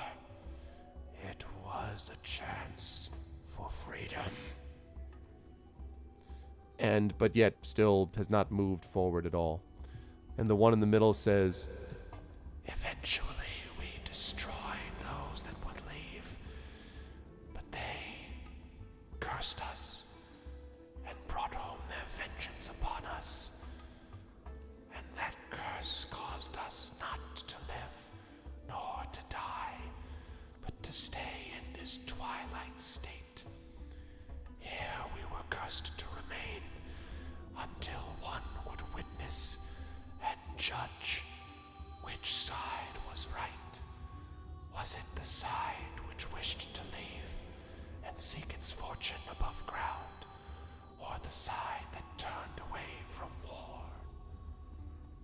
And Selsig, the ghost next to you, says, "There can be only one answer." And there is silence for a moment, and then the assembled multitude says, "You must judge. You must judge us." And there is silence, and then the Dragonborn in the center turns to you, River, and says, "We have waited for a judge for long years, one with the power to understand, and with our wisdom. You are a Dragonborn as we were once. You must judge the fate of Colored Sky." And it opens its mouth as if to speak, and then for the first time, River, you notice this ghost stride forward. Selsig, this is the one next to you, strides forward into the arena and says, "I would speak first. I was the leader of the Dragonborn of Colored Sky who left, and this the one who would hold us back. It was so many centuries ago we have forgotten even our names, but not our passion. We wished for freedom." And the one that's in the center that brought you here says, "You wished for war and death." And the other one says, "Words. We wished for the freedom to speak our truth. You held us in place, kept us from our destiny. You were the evil here." And there is sort of silence, and then you hear the multitude sort of speaking at once, some apparently agreeing, many more disagreeing with each other. And the two sort of finally stand side by side, the taller Dragonborn and the one that has been talking to you all along, River. And the taller one says, "You must judge which of us you believe was right. Only then may our destiny be fulfilled, whether it is freedom or destruction."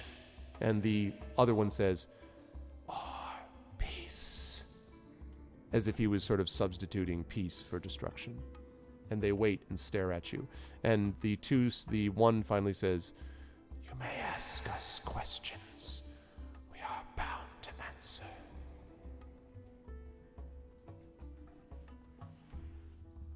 breaking character for a minute. This is a philosophical quandary. Yep. I like it. Yeah, I like it too.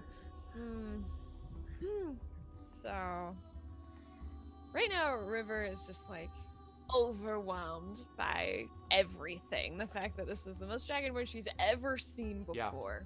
Yeah. And they're asking her, of all people, to judge them. Like, she's just kind of paralyzed a little. Yep. I should say also, River, that you also feel an elemental power about these creatures, even though they are ghosts. Presumably, these are not normal ghosts, and they might not even, Greta, had you placed your, glyph to take care of the undead, it might not even have worked. They seem as if they are, as it said, in some twilight state, and you can feel almost like when you're standing next to the ocean and you feel the sort of salt spray. That is what this feels like, the sort of spray of magic sort of flowing off of them and into you. And there's something in yourself, too, that responds to that. It's not just being a Dragonborn. It's probably something about being a Dragonborn sorcerer of the kind that you are. Okay. Ghost who gives River the best food, yeah. And the one brings like, here, have this hamburger. No, it doesn't do that. It's like, but do you have a goat? yeah, from behind you hear a ghostly, meh. No, just kidding. It's like, that one, they win. The goat wins. it's a ghost. It's A goat's. Anyway. All right. Well, I look to the one who's been talking this whole time, and I ask, so you wanted peace, right? Yes. Peace and safety. And so you forced him, I point to the other one, and his followers to stay here, right? In order to hold up the peace. He says, yes, for he wished to return to the old ways.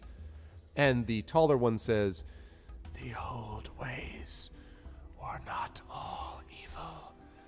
They gave us not simply power, but beauty. At its height, Kolitsai touched the heavens, and the gods themselves wept at its beauty. And the other one says, madness. The gods were frightened of our hubris. They were afraid of what danger and death we wrought. What would have happened if you had just let them go and then stayed here and been peaceful and just split off? And he nods, the one nods and says, a just question. We debated this, but if we had allowed them to enter the world, we knew they would restore Kolitskai. Last Kolitskai's ascension led to terrible destruction and war. Horrible death, decay. Continents themselves were turned in fire. We did not wish to see this brought back to the world. They believed only that they could restore the beauty without the sadism and barbarism that accompanied it. And the taller one says, what you call sadism, we call order. Discipline is not necessarily death. We would have changed things, done things differently. And the other one says, history is doomed to be repeated by those who do not learn its lessons. And then they fall silent.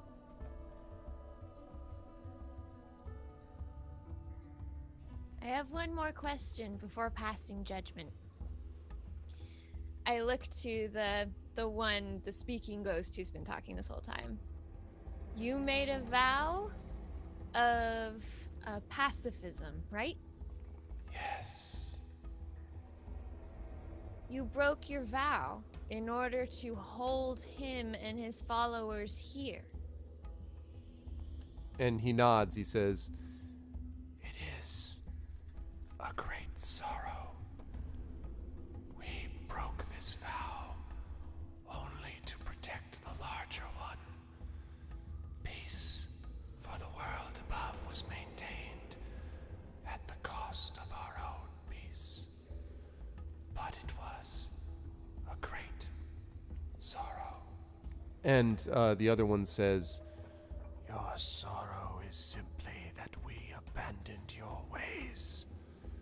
And the other one says, "That is not true." And then I cut in and I'm like, you're both pretty. By the way, he said, the taller one says, "You may consult with your friends as well, but it is only you who must make the decision." And the other one nods and says, "There he speaks the truth. Your friends may advise, only you may give your consent." Well, I look at Greta and Selsig respectively and gesture if they have anything to say. I didn't get everything the Whispering Ghost said, but in the end, they cannot force you to do anything. We can just walk out of here. That's true. I hadn't thought about that. I love the option 3. That is my sort of thinking usually. They just stay there forever. Yeah, Like, just- oh, just- No, you know what? I don't care. Bye. screw you guys. Being a judge is not necessarily a good thing, especially because they're like trying to push you into judging something, a situation that happened a long time ago and that we don't know all facets of, and we'll never know even when we talk for 10 years. You judge me all the time. Shut up. Turn, fire, goes back. All right. And, maybe they should try to reconcile and not like they want to hear the other party is wrong. Maybe they were just both wrong and they need to reconcile what happened. And then we play mediator here for all eternity. Oops, sorry. And then I look at Selsig and anything? Freedom. It seems like such a simple word, but freedom is a terrifying thing in its full power. Everybody should be free to make their own choices, but that means they also have the freedom to take the consequences of those choices. I am in favor of personal choice over tyranny of the majority. I think I've proven that today.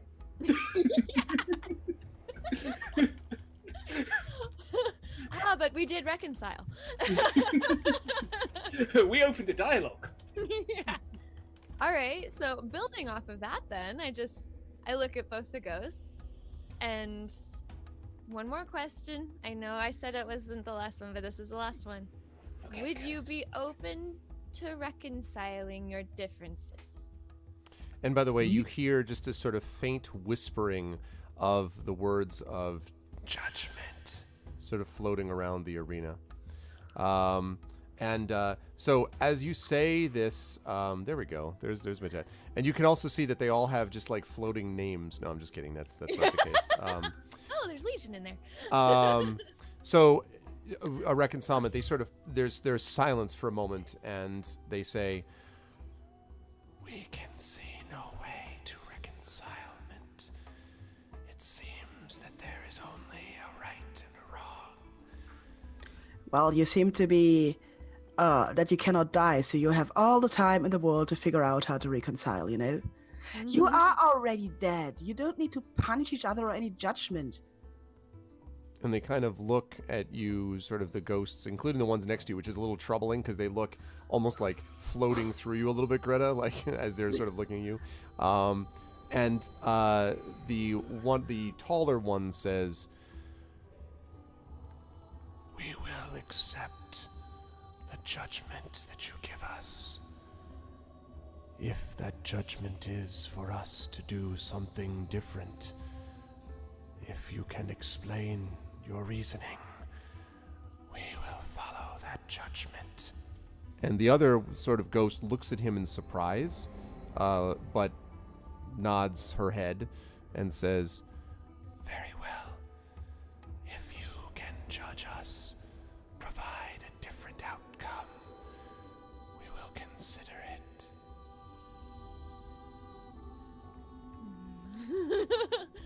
Okay. Well. Okay. Let's see. I think you're both wrong. I think that it's wrong to force others into peace for peace's sake. But I also think it's wrong to war and plunder for glory's own sake. So I think it would be better if the Dragonborn found common ground with being brothers and sisters and friends and family in loving being Dragonborn, instead of having to have all these philosophical ideals that split them apart. So there's a moment of silence, and then the first one that had been talking a lot says, but how can we do this after these centuries? How can we find common purpose? Well, you're both ethereal. You can bond on that. And they kind of wispily sort of look at each other, and all of the surrounding Dragonborn in the seats sort of look around at each other, and then say, the taller one says, if we were to bond together, as you say, what would be our ultimate destination? Could we enter the world above, as we did in ancient days? Well, I don't see why not, as long as you're not dicks. That's the whole thing. Just be good to people and be good to Dragonborn, and then you can go up, you can stay down. I don't think anyone will stop you. And the shorter one, the one who's been talking before, says, but we are afraid. We have before tried to live among others, and the result was terrible war. If we emerge, if we are restored, what if we do our terrible things again? Make our terrible mistakes in our arrogance and our pride. Well, there's always that risk. But, luckily, you've already done it. So you've been able to learn from it, and you know not to do it again now. So now all you have to do is write books, so that way your children's children's children's children know not to do that, because you already did it, and then they'll know not to do it because it has bad consequences. And they sort of stare at each other again. Make a persuasion check for me, River. Do it at +4. +4? What is my persuasion? I have +7 persuasion, actually. Got +11 now.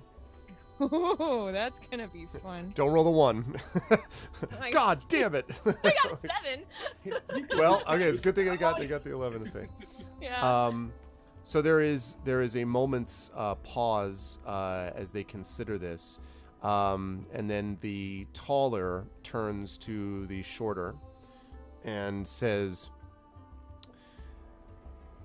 it is possible that there may still be hope. Perhaps we have lived in fear of the past and not our present or future. And the shorter one says, it was always so. Always were we afraid. Even you, my beloved. And there's a pause, and then the two of them sort of drift together. And as they do so, there is a great stirring of the ghosts in the audience. and you feel for a moment there's actually this huge wave of, even those of you who do not have the magical attunement that River does, like Greta and Celsig, you're like, oh god, because the whole like room rumbles a little bit. There is this huge, just kind of like it sounds like almost hissing snakes, but it seems maybe more like yes or something like that. And there is this sort of whooshing that happens. And then there is a kind of at first you barely notice it. It's kind of a glowing light. At first you're like, what is that? Maybe like you blink your eyes a few times, and then the light gets brighter and brighter and brighter and brighter.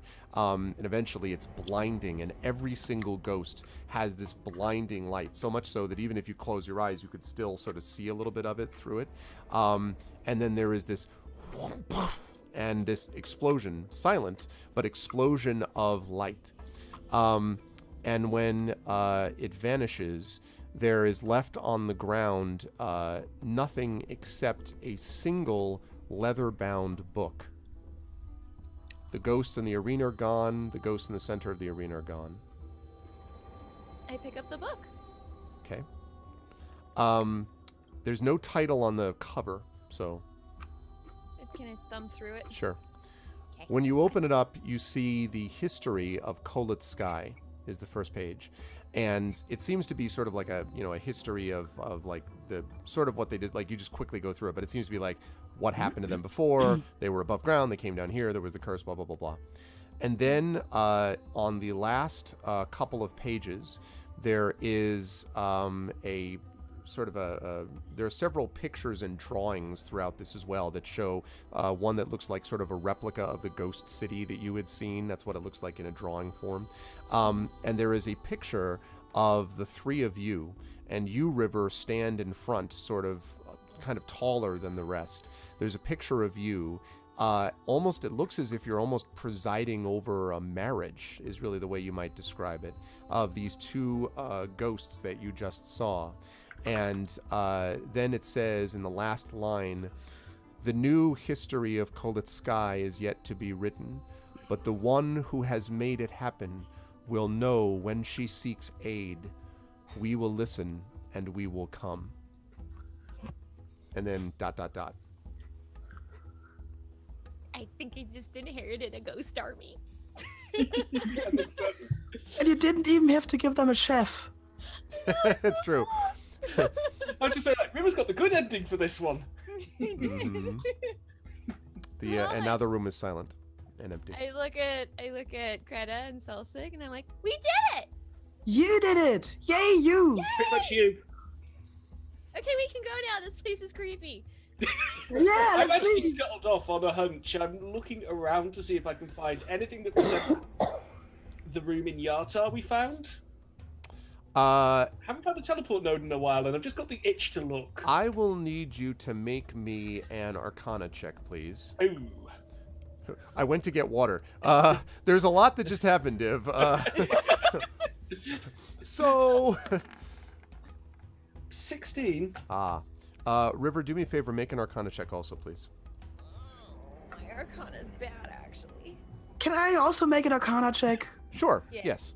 Let's all do Arcana checks here. Let's all do Arcana checks I together. loudly announced, wonder if there's a teleport node here, just to give people a reason to be looking all of a sudden. Yeah, right. Greta, you're like, Jesus, like, what are we doing in a cave? Can we please, this particular cave? Look, These rocks aren't stones. magic. Just eaten.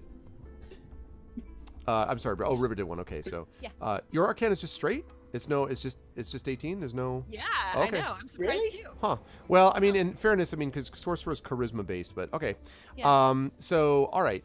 So both you and Celsig feel something towards the back of the room, and it's a kind of a something like a pull or an energy, and it feels connected to the energy you felt before, particularly you, River. It seems to have an echo of that power, but it's coming from the back of the room, sort of towards the back of this huge space. I'm sort of just there, and I just go, there's something here. So I just say, look, and I hold out my especially hairy halfling arm, and all my hairs are just up. Yeah, It's like, that's not normal. very much. That is really impressive. On command, zing, yeah. And then I step away, like, down. And Yep. there's something going on here. It's exactly what it's like, actually. Oh, I think it's over there. And I just like start walking toward the back of the room. When you get to about, I would say, 10 feet from the back of the room, suddenly a set of symbols around you flare into life, like around you. And yeah, you are utterly destroyed. No, the set of symbols flare into life, and you see around you what looks very clearly like symbols, teleportation symbols, that correspond with previous ones that you might have seen. Yes. Now, you have never, River, heard of, and you bet, no, you don't know this for sure, Greta or Celsig, but you would bet that this is a circle that is probably not known to anybody, including the Harpers. This is not a thing that would even have been visible. You don't even know if it would have been even allowed to have been visible were it not for you doing it. But when you came in, that was when this happened. So I've pulled out the teleport key from around my neck where I keep it hidden, and I'm trying to compare the symbols right now. Absolutely.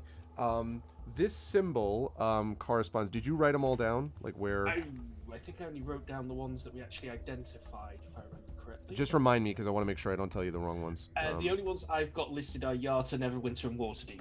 Okay. And we have several others that were as yet unidentified. This symbol, so right, there were a few that were sort of connected. On the top right is the symbol, which looks kind of like scissors, basically. I think I showed you an image of it, but it looks kind of like it's or the top half of a stick figure, basically either one. But on that symbol, as you're sort of looking at it, it seems to correspond to the most dominant symbol, which is at the center of this set of symbols. So, like the other ones, there's a symbol in the middle and then symbols around the outside. But each one of the circles you guys have found has a different center symbol. And this one, the center symbol, is the one that corresponds to the top right on your map. And so...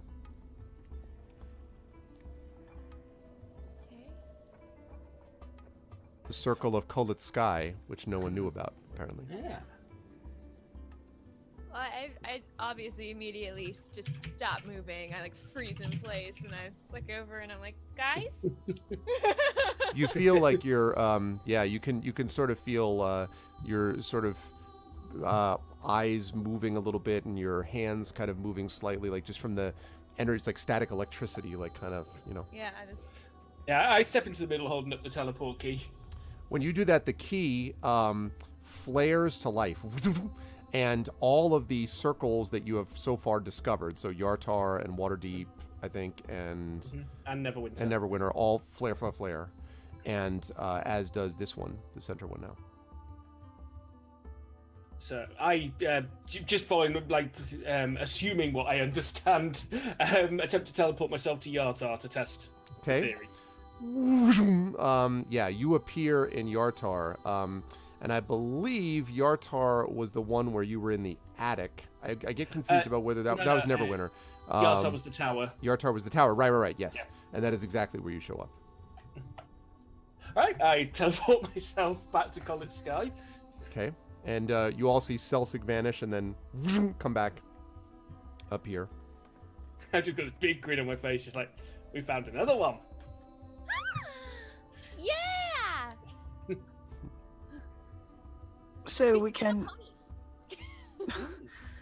always come back to this place. How nice. This one seems even harder to find than the others. Especially if someone was to put like a glyph up there to stop people finding this place. Greta hears, come back anytime.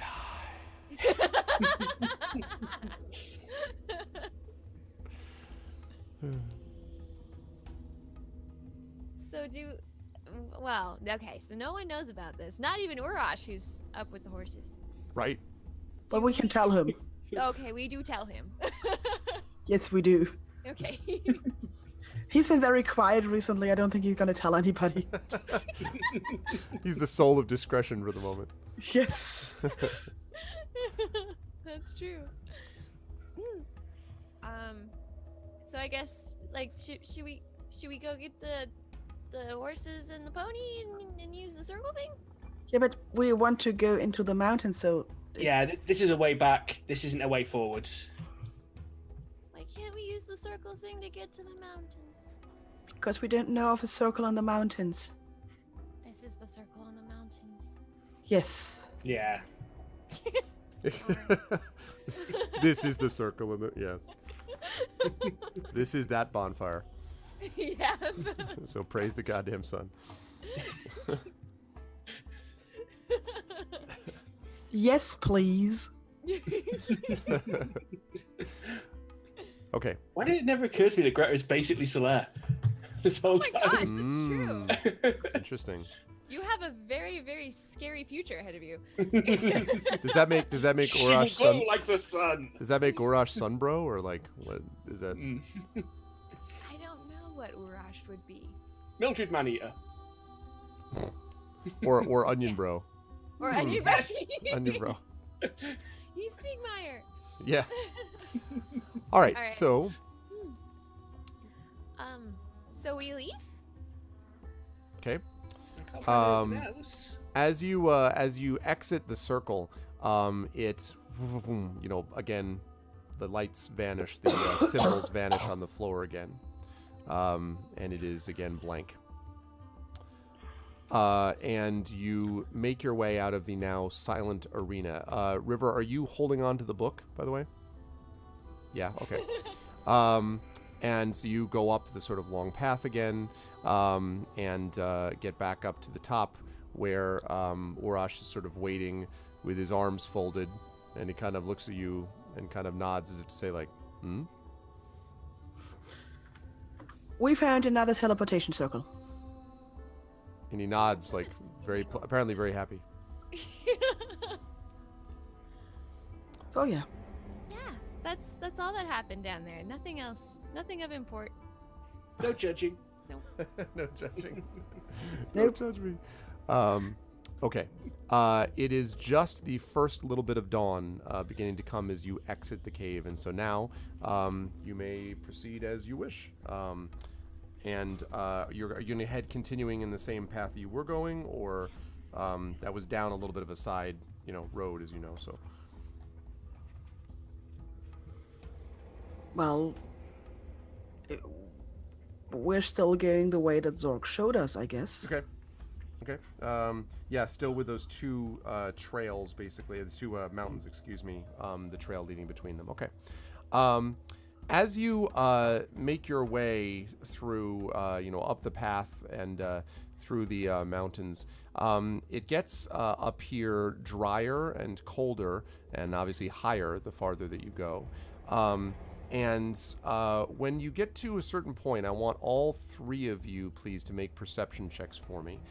This is as you're about now midday. It's another 4 or 5 hours after the mine. 24. Wow. Okay.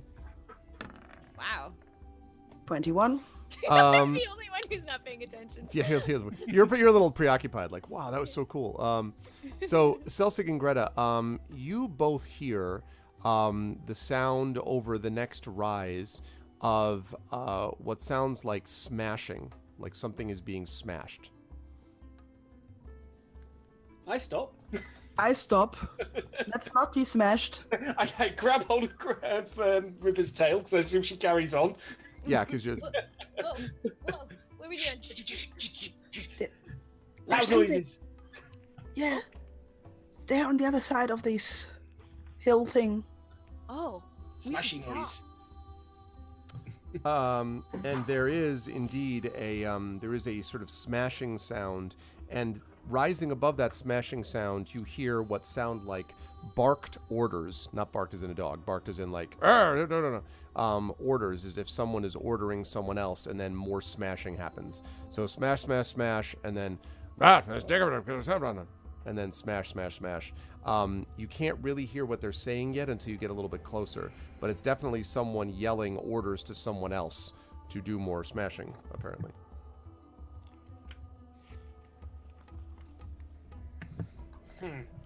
Can we recognize the language that's being shouted? What languages do you speak? Not many. Can I recognize it as not common?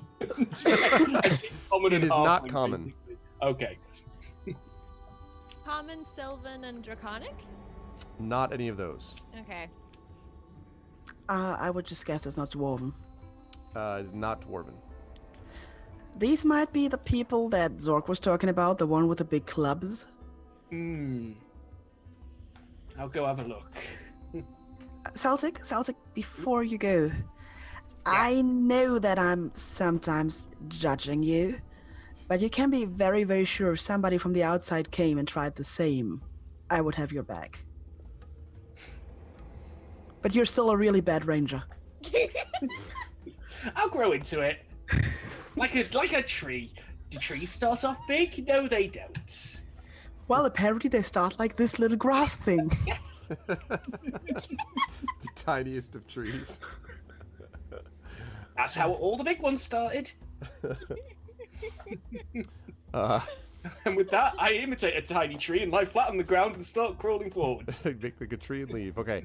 Crawl. Okay, so you crawl forward. Now you probably, in fairness, although I'm very tempted to make you do this, you'd probably have to spend about an hour crawling. You may want to actually get a little closer before you do this. So you're like, I'm going to do this. Crawl. I go about 5 foot, then sort of just get up and get to the rest way. Once you get to the rise, over the rise is where you hear this sound, and then you can sort of crawl. I need you to make a stealth check for me, please, just at the very end. 28. Jesus God. All right, so you just like vanish into nothing. Like you're just like, we are better than the ghosts. You disappear into nothingness. You climb up. You crawl up to the top of the thing and look over.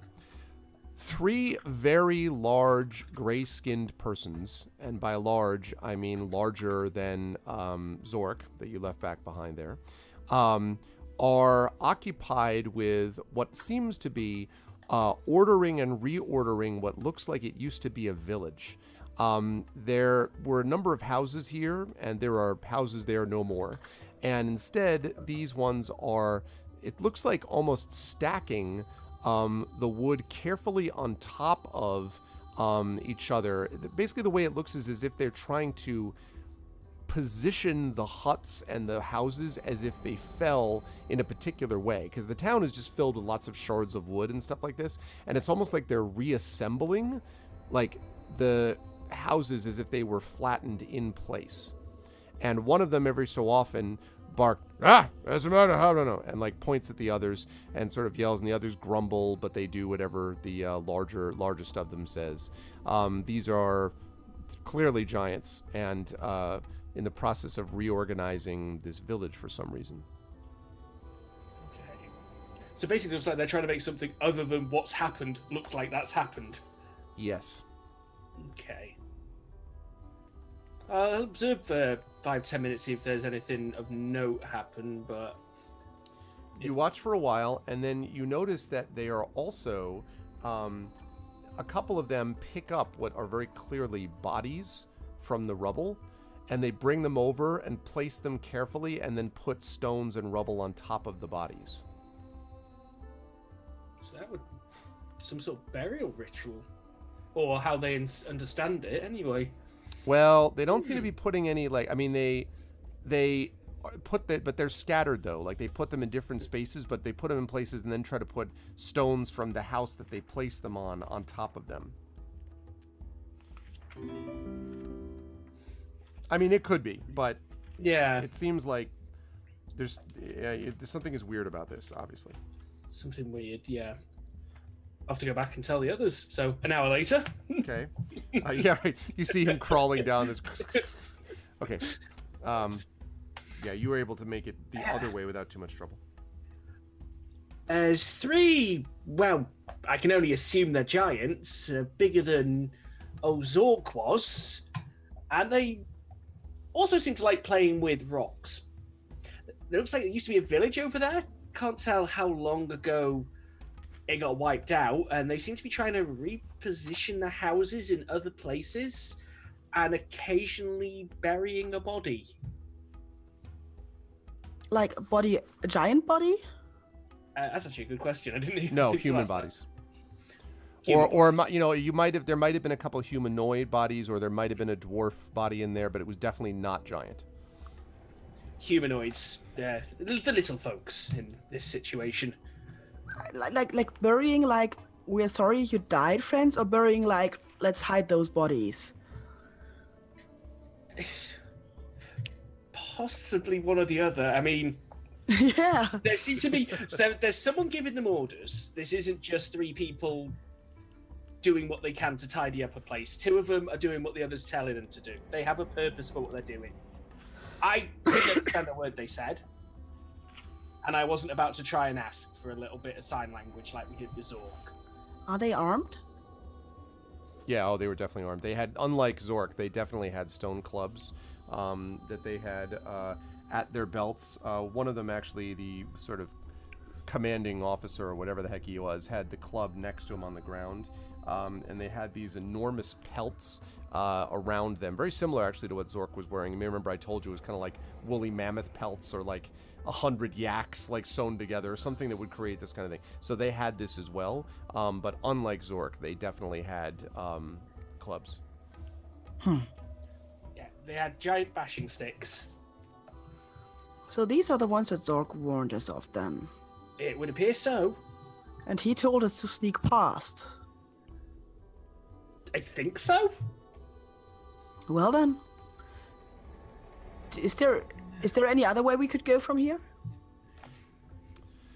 Not easily. The mountains rise pretty swiftly to your east, and to your west, it doesn't really allow passage in the same way. Like, it'd be kind of leading you away from the direction that he said.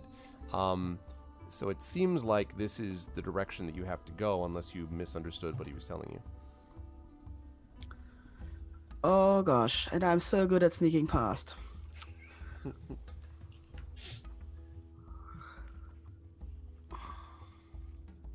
I don't know. I'm a dragonborn. I'm not sneaky. I am sneaky and not so good when the sneaky fails.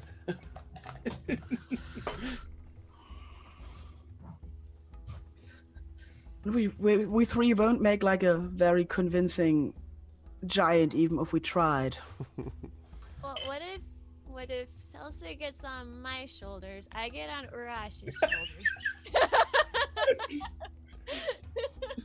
And we fool everybody who is a giant and nobody who isn't a giant.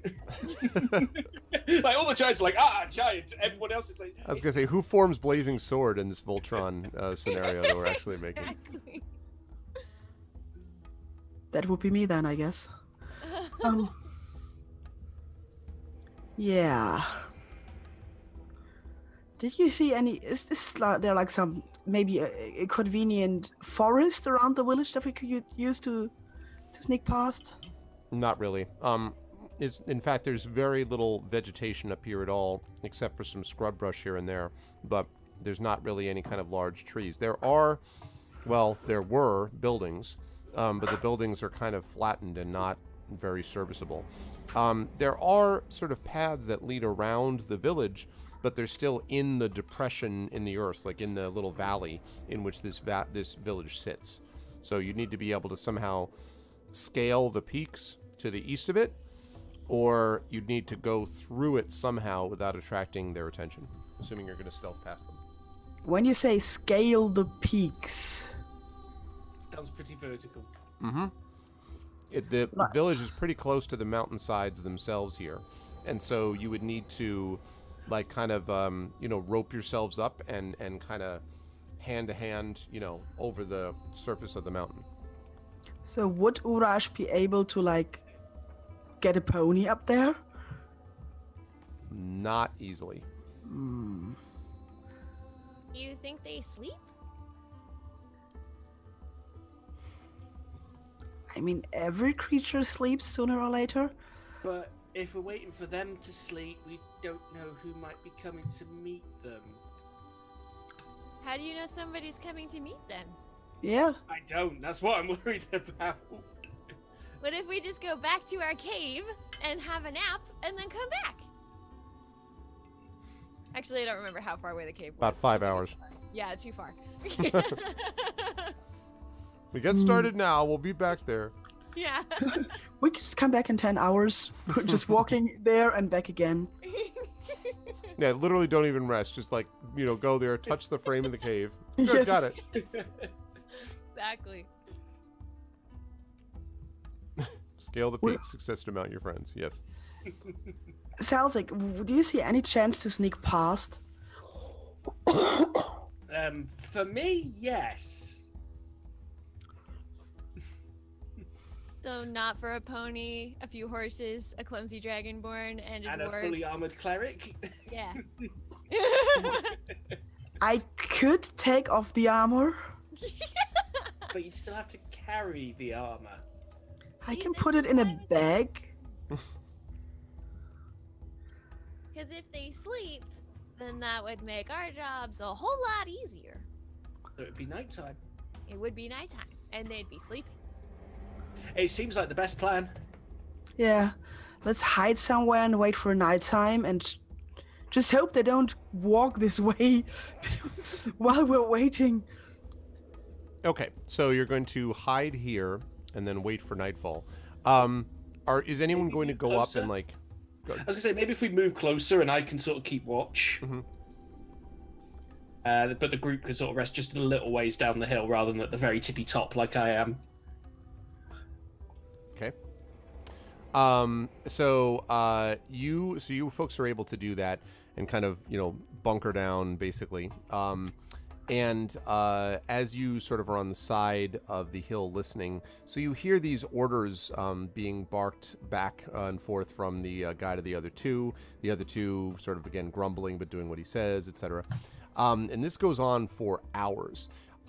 Finally, when it gets somewhere close to, let's say, 9 or 10 o'clock, so obviously the sun has gone down by now, it's basically dark.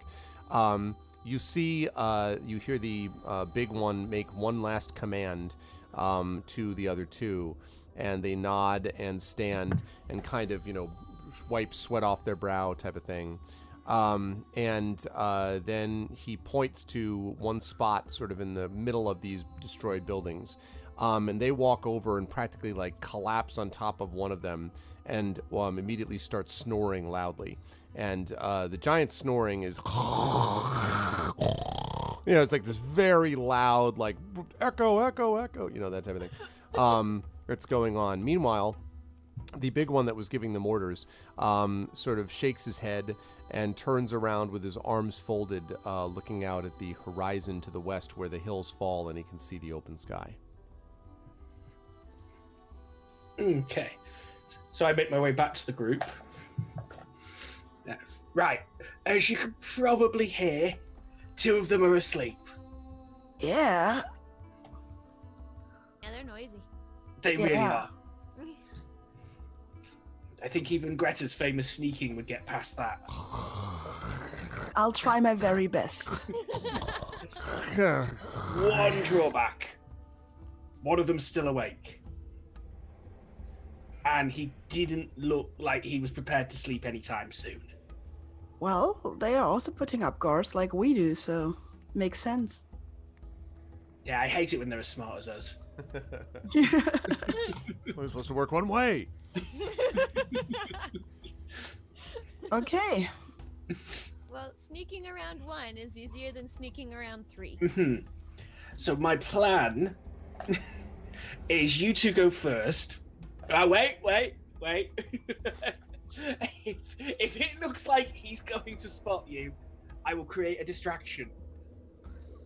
Not in my general direction. Will you tell us what the distraction is so we're not confused? Well, it's going to be an illusion. I hadn't really thought what, but some sort of noise that would make him look the other way if it looks like he's about to spot you. Okay. Maybe a lion's roar from behind him, something like that. Just something loud and immediate that will suddenly make him forget the clanking noises he may hear.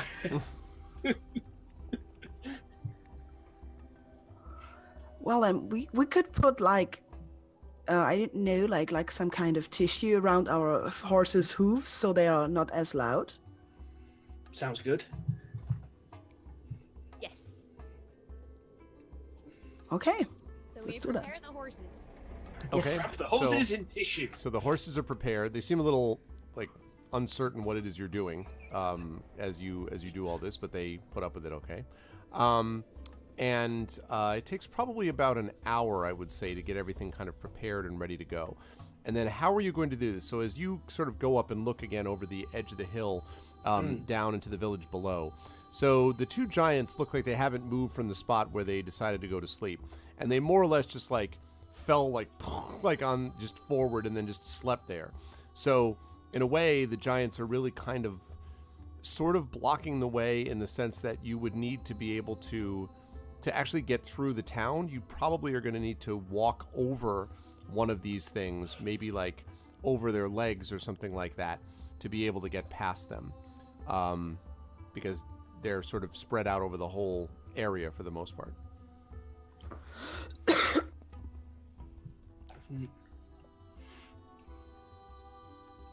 do we go? I guess we just go while keeping a wide berth. Okay. Right. But you are going to have to go. Yeah, okay, that's fine. I'm just letting you know that you are going to have to, make some checks when you get there. So, Yeah. Tickle his foot. Tickle his foot. That'll work. okay.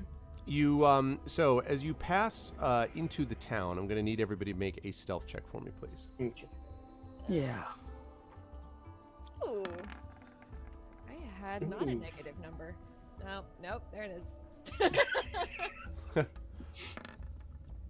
Probably should say, like, as I did say, I was going to have like minor illusion ready to cast in case. Okay. The 14 on top is whom?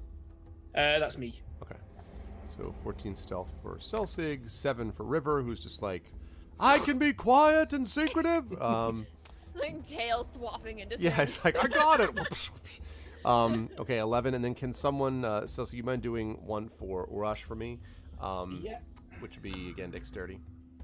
Just straight dex, no bonuses. Unless he has stealth, but I doubt that. I Urash has highly stealth. doubt he does. Okay, let's roll d20. That's not bad for a barbarian half orc. Okay. So you make your way through, and at one point you have to basically clamber over the legs of one of the sleeping giants to proceed. Now, fortunately, the one spot basically at the ankle, you're able to sort of pull like up and sort of move the pony over the ankle, basically. Although it seems a little bit uncertain about all of this, clearly. And you make it over both legs and then part of the other one as you are proceeding along down the way. So far, so good.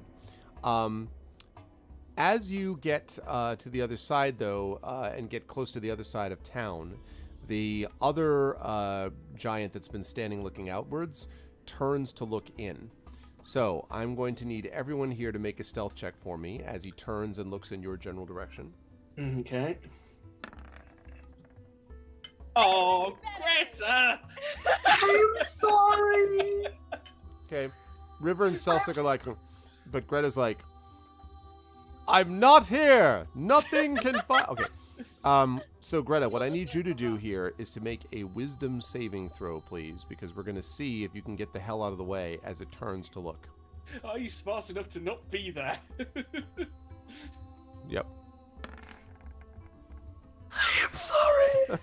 Oh. So Greta kind of looks left and looks right and then kind of panics and throws herself to the right to try to get out of the way and bangs into the giant's knee. And then sort of staggers back. And the one giant turns and looks at you, and then its eyes widen and is pointing directly at you. I jump on the pony. Okay. Do we have a direct run for it direction? At You the did moment? manage to get to the other side of them, so Right. you could run. Run. Mhm. Behind the... what's the distance to the giant at this point? The giant is a couple hundred feet away, probably. Right, now I've got 30-foot range on my illusion, so... I think we should just. I mean. Gah! He tapped my shoulder. That's what I wanted to do to the giant, but I'm not in range. That's actually what happened. That's how it went down.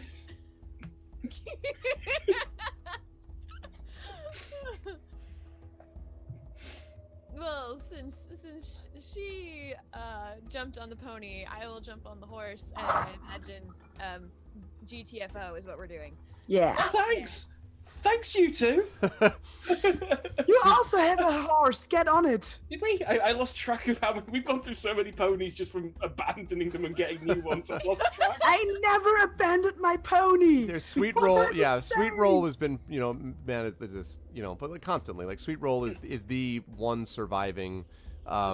It's the named red shirt, right? Like that's the named red shirt. If Celtic does not make like getting on a horse, I will pull him up. If I've got a pony, I get on it. If not, one of you two better grab Okay, me. so you get on a pony. And No, let's see. Celsic was riding Urash.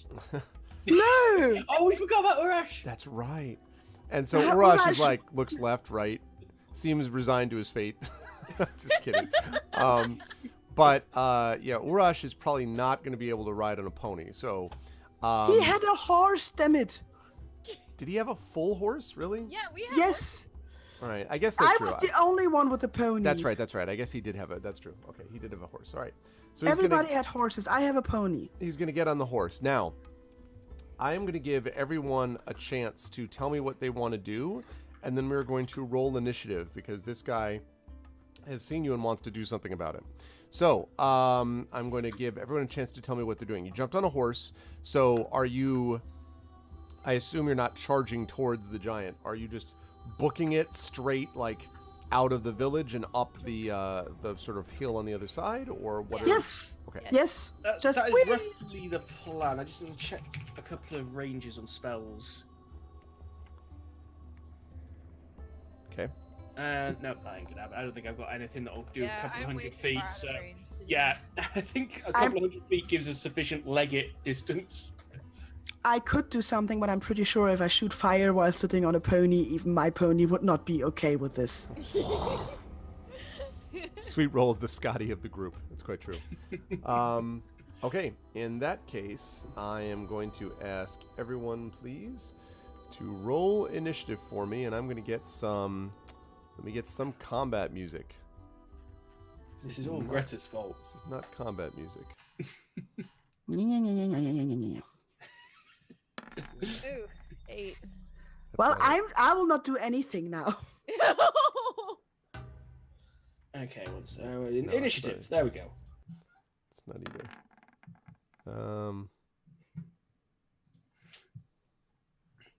What's Urash's?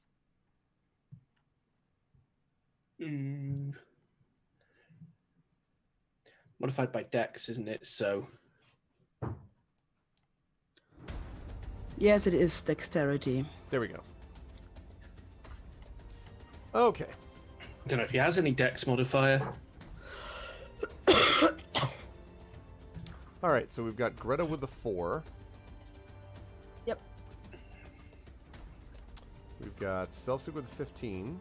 Mm-hmm. We got River with the 8. I guess I'll just roll a 20 for Arash since I don't know what modifiers he's got. Well, there we go. It was nice to know him. Wow. And then he should add his dexterity to that, if any. I don't know what modifier he's got. I can't see his sheet stats. Oh, okay. Let me.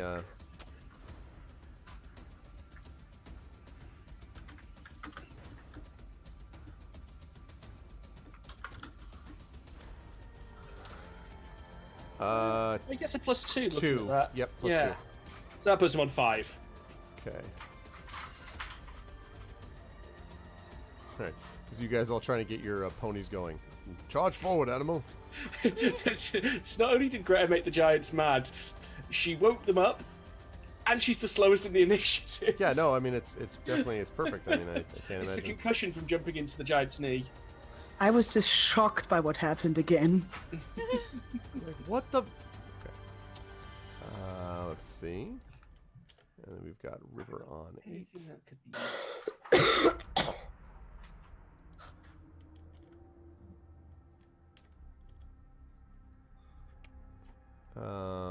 Orash on 5. Greta on 4. Why are you showing your spells? When I click it, it just brings up. It's a reference, so I can read it. 120 feet. If you click on the little cog wheel next to the spell, you can just read it. Can I? Yes, I do it all the time. Ah, yeah. Oh, this could be handy because this one actually might be useful for us. Because it's got 120 feet range and I can make it resemble a vaguely humanoid person. Which could be good to do while running away very fast and suddenly like, oh, there's a mysterious entity between us and them. It's very clever. Giants! It's especially clever because you're going first. Particularly clever, yeah. Well, actually, we're about to see. Yeah, Oh, those yeah. are just yet. does. Because we're on ponies, but they have very, very, very long legs. Okay. Let's see. That are horses. Is this where we regret putting tissue on the horse hooves? Because they'll go slower. It gets think stuck in it's the hoof gone. and like.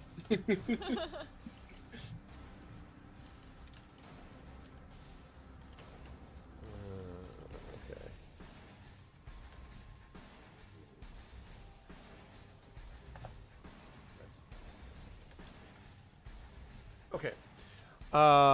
So.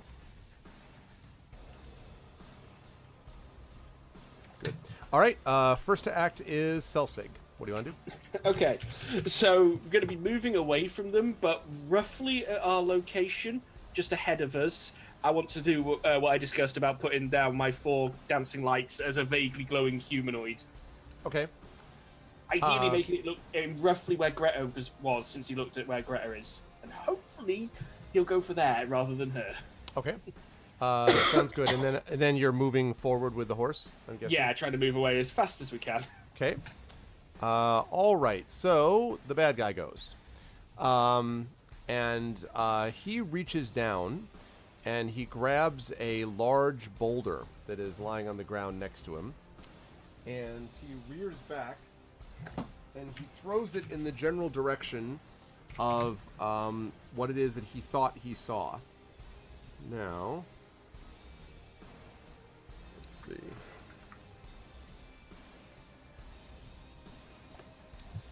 That's going to be a 17 to hit, Greta. Give 17 to hit. Yeah, that hits. Okay, let's see. That is going to do. Can I like kind of avoid the boulder or something? Well, yes, by having a higher AC. Not there. You are going to be making a saving throw in just a minute. You get hit for Thank you. You get hit for 18 points of damage as this thing slams into your side. Ouch. Now I need you to make, please, a strength saving throw because this slammed into you on your pony. We're going to see if you can keep from. Nope. Well, you go flying off your pony, hit the ground. You're going to take another 2 points of damage when you hit the ground. You'll be happy to know that Sweet Roll is not injured. You took all of the damage. So you are now prone on the ground, and the thing hits you with a damn good rock throw. Awesome. Yes, and it begins to move forward. River, you're up. Oh shoot! I don't know where I was in relation to Greta. Do you know? Was I ahead of her? You would be ahead of her, but not by much. So I would have noticed that she. Oh got yeah. That a huge rock was threw her off her pony. Yes. Yeah. I made a loud crunching noise. Yeah, exactly. Slam, and then an eerie silence. I flip around and try to. If I'm close enough to reach her, I try to like get her up. I would say that you can get back to her, and you probably could pull her onto your horse. Yeah. But you're not going to be able to move again. Like. No, but if I could do that at least. Yeah, I would say that you're able to do that. Okay. So you're able to do that and basically put her up on your horse as Sweet Roll kind of prances away. Okay. That's going to lead us to Urash, who will go next, and then Greta will be on deck. So Urash is up. What do you want to have Urash do? As much as I hate to say this, he would definitely be charging the giant right about now. Seems likely. Yeah. But I don't want to say he does that with him not here to say that. But that's exactly what he'd do based on past action, so I guess he's charging the giant through the rock. Yeah, he would not try to cover our retreat. Yeah. He'd just be like, you! Well, especially with the cursed axe that goes to bloodlust. Yeah. Dang it. That's right. Okay. Just Maybe he is still having this glassy look in his eyes and just goes along with us. Whatever you say. Okay. All right, I gotta reload again because let's give me that. Man, give me that flash problem. The problem is we're very quickly going to have 3 giants on our hands. And we haven't got a tower to drop on one this time. Yeah. That's why I feel like fleeing might be in our best interests. I Well, I try. didn't make a call for Urash because I think he would charge, but Yeah. On the other hand, he's not really stupid. Maybe he would guess that we would also stay to protect him. Yeah, but we can't kill him. Well, it would be hard for us to kill a giant. We could kill one of them. There are 2 others. Yeah, that is the problem I see. So, you have him charging or what? So if we're role-playing as Urash would role-play, he would charge. But if we're role-playing us at the moment role-playing Urash, we're leaving. it's also one of those, if we discuss the plan with him as we have, would he run with us? I'm just looking at his ideals. Be fearless, never turn away from a fight. Oh, There's no room for caution in a life lived to the fullest. He's charging. He's charging. He's charging. Just We reading it can't right off really- the sheet. I mean, We don't want him to, but he's well, I mean, charging. okay, but let's be. Well, on the other hand, he's not a moron. So, I mean, he's not. I don't want it to be like, well, sorry, he'll do the dumb thing. Like, if it's the opinion of the group that this is not a fight that you can win, then you probably wouldn't. The question is whether he would do that to try to cover your escape or something like that. He might drop back behind us so that he's the target. Let's say cover us rather than Like, that's not running away from the fight. That's making himself the first target in the fight. So I think that would satisfy his code.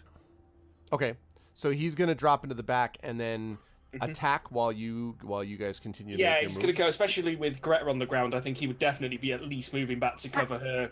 I'm not on the ground anymore. I was picked up. Yeah, but you were slowed down, so he's going to... Yeah, that makes sense in my head that he would drop back at the very least to make sure you two are back up to speed and getting away. Okay, well then, in that case, I think he is probably going to rage. So I'm guessing that he would do that. Yeah, he usually does. And then the second thing would be to do his attack as he, drops back to the back of the line and, aims for the giant. Okay. So- what is my father's three-string spell? Yeah, and this is his attack, by the way, Saber, is +9. Right, so let me do it. So D20 plus 9. Come on, Urash. 21. Yeah, that will hit. And because he's raging, you will get, let's see, because he is raging. Okay, rage damage. All right, I want to make sure that I know. Look at the rage table. The rage damage column.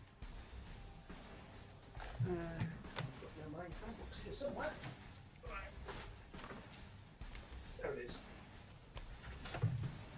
Rage. 48.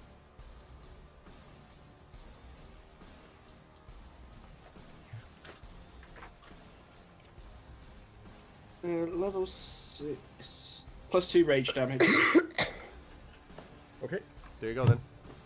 So it's, And his damage is on this thing is 1d12 plus 6.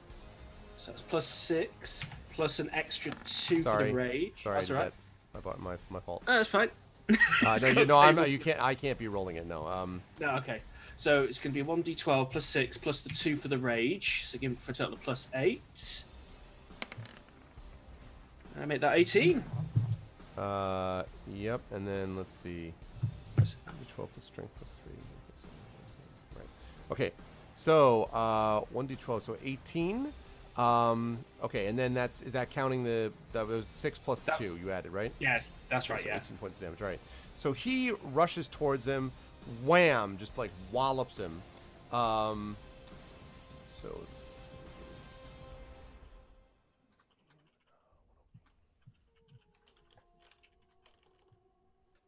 okay. So he slams that thing and it roars in anger. And as it roars in anger, you see the other 2 sleeping giants. You feel them beginning to move a little bit. That's going to lead us to Greta. So I'm on the horse with River. How am I on the horse? You're on the back of the horse. I mean, I'm not sure what you mean. How are you on? Like I'm holding her. Like. I like Okay. behind her sitting, or am I like lying like? No, I don't think you're lying there. I'm assuming you're sitting there. Although that would be kind of funny if she just like laid you across the back of the horse and you're like board, like a wooden board, just bouncing. Okay, up and down. I just look back and shout at Urash, "Come!" Okay. And then, as he apparently will not do this, I will shoot us. What is my range to the giant that Urash is attacking? From where you are, probably 80 feet, something like that. 90 feet. That's not good. Because he chucked the rock at you from a good distance. So. Yeah, I'm pretty sure I will need my armor. Get into a better shape after this. I have problems breathing. Okay, 120 feet. This one would hit. Okay. Okay, I'm going to put a guiding bolt into that giant. Okay. What? I need to click on it. Come on, do it. 18 will hit. 18. I'll just see if he has some kind of check against this. Okay, that's 4d6 radiant damage. 4d6. Okay, he takes all of that.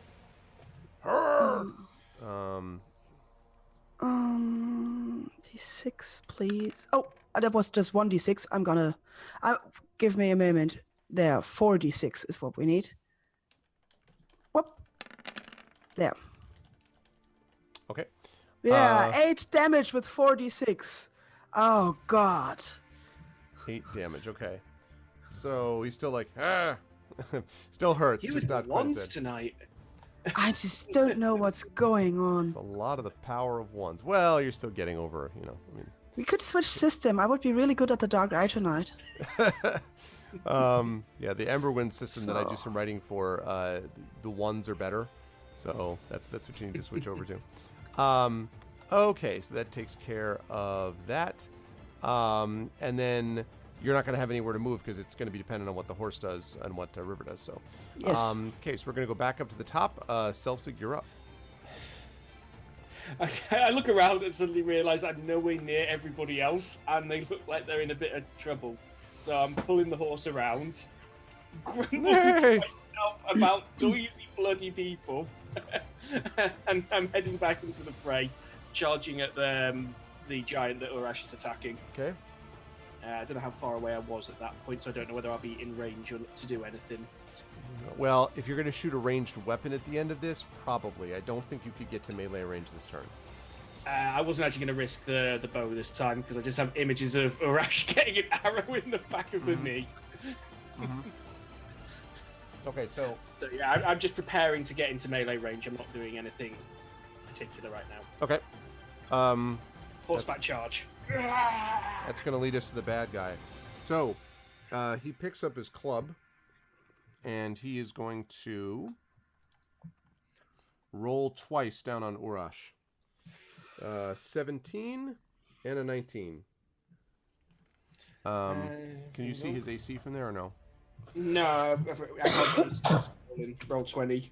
All I can do is look up what barbarians get. Okay. What is with the freaking... Didn't he get some bonus when he was raging?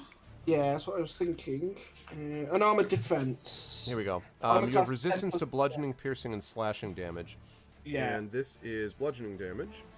And he So also that gets, resistance will help. he's unarmored, isn't he? In which case he gets AC 10 plus Dex plus Constitution, and he can use a shield and still gain the benefits. Well, he doesn't have a shield, I think. Yeah, he has AC 14 is what I have listed here. Okay. Okay, then he gets hit Probably not twice. going to be that. So Yeah, looks about right. but the resistance to bludgeoning damage will help. That's good because it's going to do a lot of damage.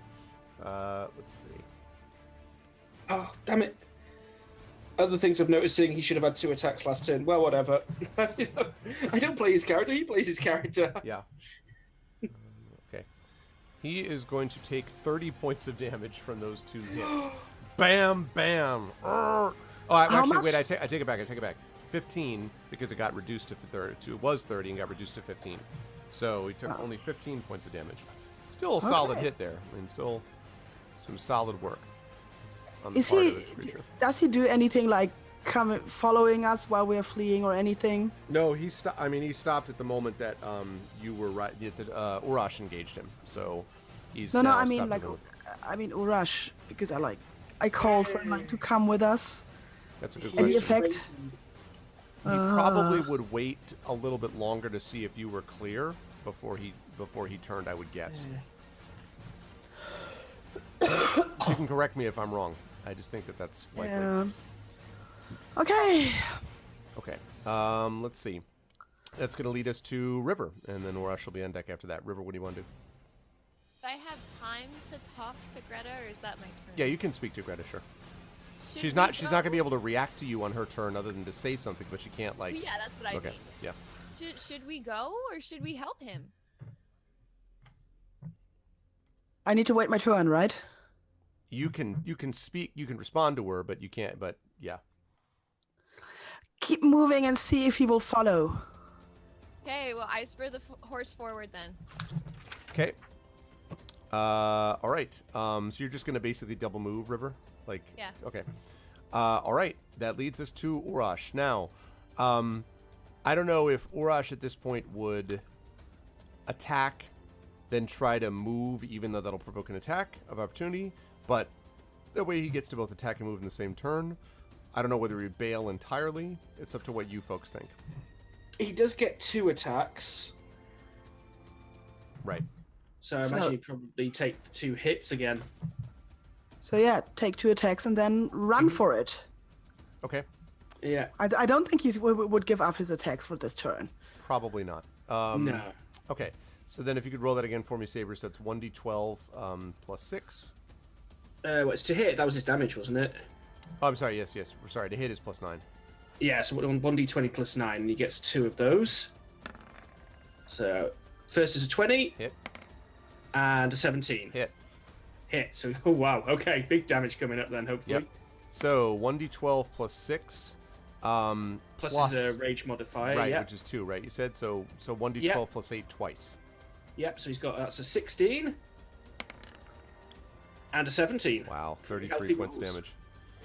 Slam. Like these these titans are just battling like bam, no, like it's the heavyweight fight of all heavyweight fights. All right. Now, if he tries to bail at this point, he will take an attack of opportunity, but if you think that he's willing to do that, then probably that's what he would do, I would think.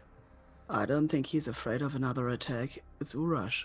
He's not even bloody at the moment, I don't think. He's like shrugged off that hit and just given more than he's got, so he's probably getting the taste for it right now, I think, sadly.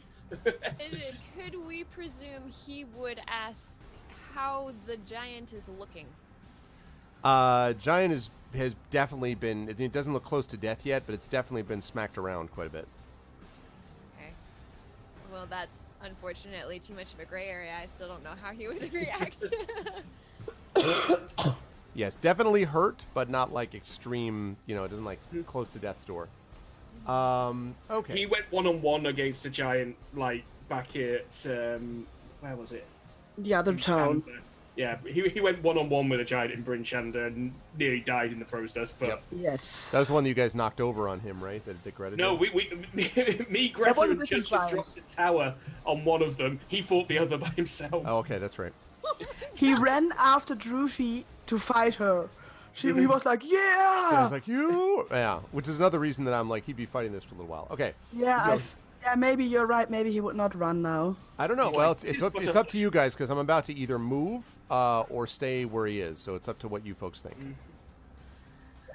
I haven't been playing Why it. did you bring that up, Saber? Because thinking of that fight, he would fight them now. I'm trying right? to keep it in character rather than like power game it or Okay, something. but hang on, because if it was just the one, I think he would stay. But there are two others. It's true.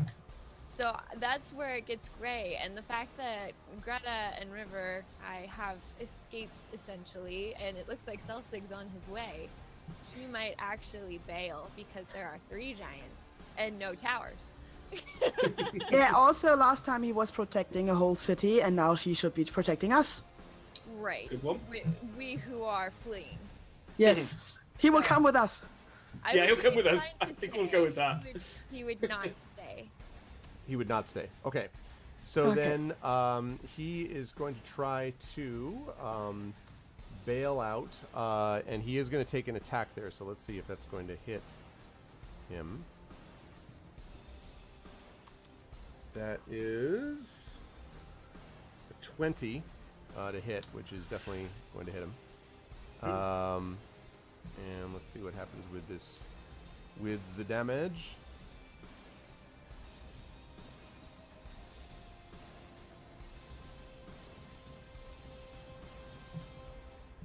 Okay, so that's going to be 10 points of damage. It was 20 reduced to 10. So, so he's all right. So he's at 42 out of 67.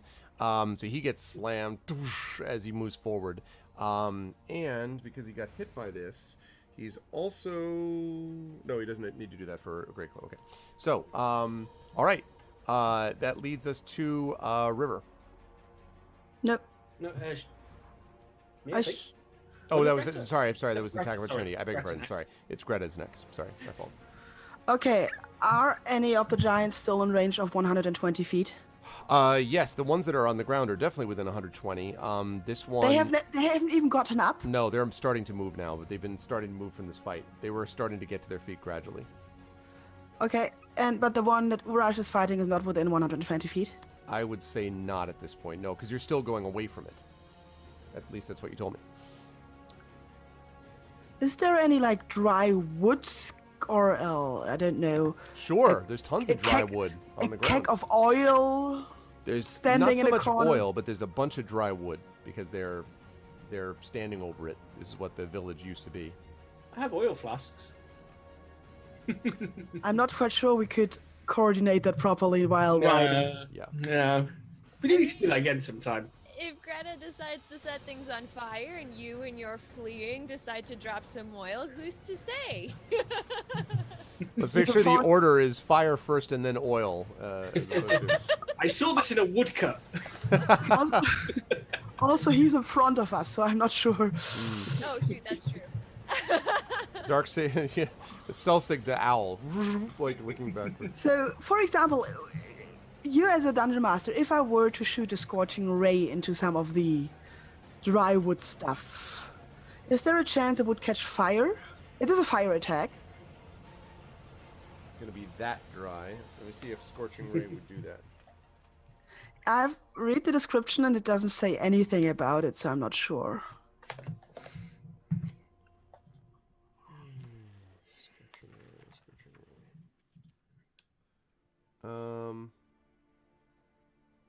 Yeah, I would say not in that regard. If you were doing it against like if you were in a library and you like fired off at bookshelves, they would definitely catch on fire. I don't necessarily think wood like this would, just because of Scorching Ray.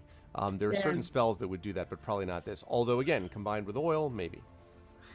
Yeah, I once did that to a library. That was the very first dungeon, if you remember. I remember very well. You nearly killed off some of your players right off. I think Fleos, didn't you like kill? Didn't it like blow up in Fleos' face? I think. No. It was Chrono Wolf, and it didn't. We did it very professionally. Everything was fine. Yeah, sure. That's right. There were 2 enemies in the room. It was fine. That's true. There was nothing left of the room or the enemies by the all said and done, and very little left of Chrono. So it was good. Okay, so Urash, if he should start fleeing now, he would still have to pass the 2 giants that are getting up. No, fortunately, he's on the other side of those already. So they're getting up, but he's already past their legs. So it's just the one that he's dealing with that's right there. The standing one. So the only targets I would have are the 2 giants that have not done anything yet. Yes. Probably, yes. Well, that is wonderful. Unless you turn around and you're like leap from the horse and like, River, I will find you no matter what occurs, and you pull Last of the Mohicans and like run towards the, Yeah, I still hope the pony is following. Is the pony following? Yeah, I think. Oh yeah, the ponies are exiting post haste. They are like, get the hell out of this place. Yeah, the ponies do not need urging. Good pony. Yeah, I'm still gonna put the scorching rays into the 2 giants that are getting up, just in case. Okay. Into one. So scorching rays, like, can you split them?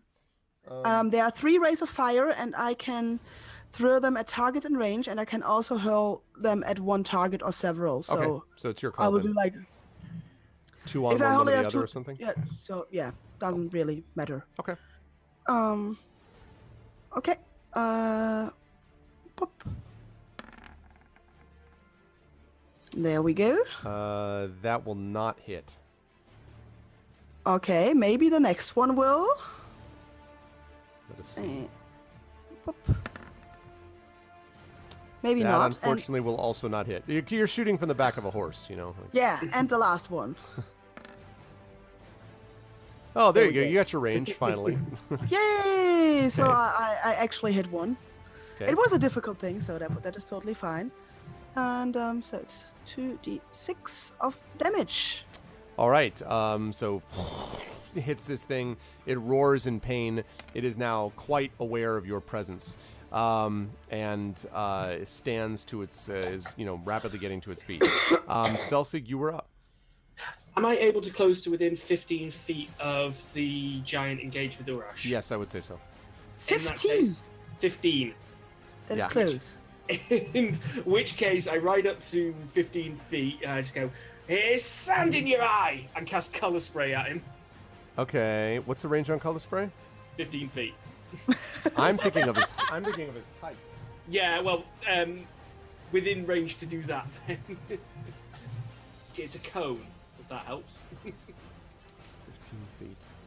You know what? I'll allow it because you're on top of the pony. By the way, this is Shadow of the Colossus. Can we all be clear? Like you're running in front of this thing, and okay.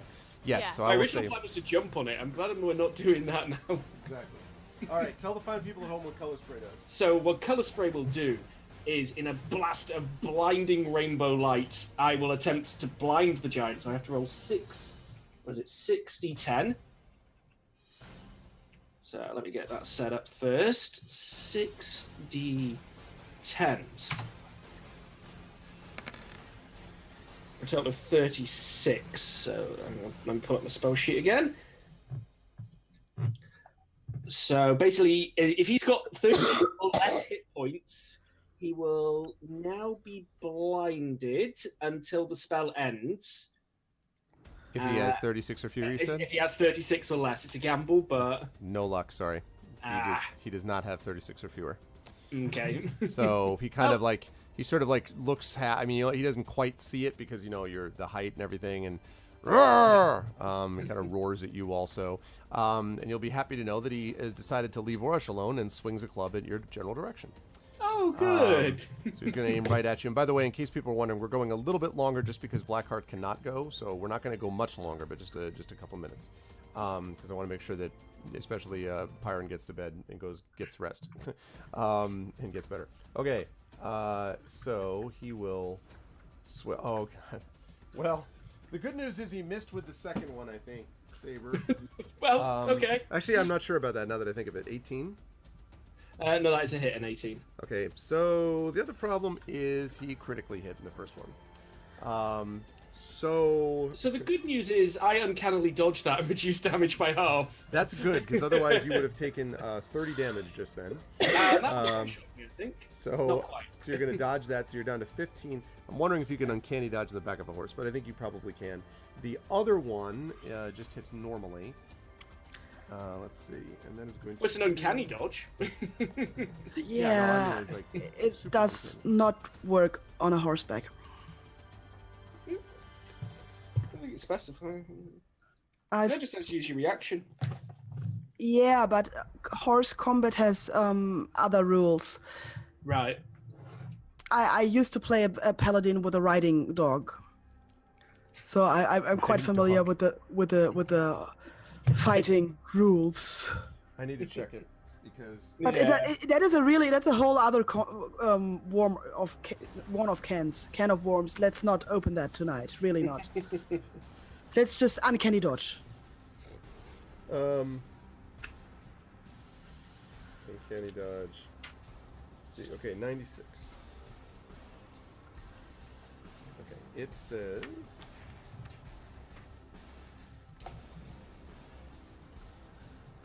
Yeah, I'll say you can do it. That and the other one, so that's 15 damage that you take from that. Yeah. The other one is going to hit you for another 18 points of damage. So Oof. he just like wham, like on your horse, which brings you down, I think, to 6. Yeah. Oh, if I'm not mistaken, like he just, whoa, like you got hit by this thing like no one's business, and he roars in triumph. No. I think and it's 7, but yeah. oh, 7, I figure. Oh, sorry. Like that, but it's gonna be 7. You never know when that one hit point becomes No, I know. important. That's for sure. Okay, that's going to lead us to River. Oh no. That was not an oh no to River. It was an oh no to. Oh no, here's River's turn. No, it wasn't like it wasn't oh no to 7 hit points. Yeah.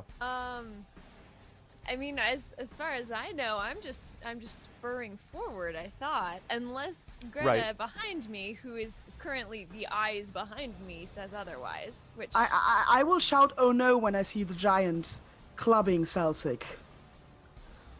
So do you want to look around? I mean, you can look over your shoulder if you wanted quickly, River. That's if you heard the oh no. I mean, I could look over my shoulder, but there's really nothing I can do. We're way too far away. True.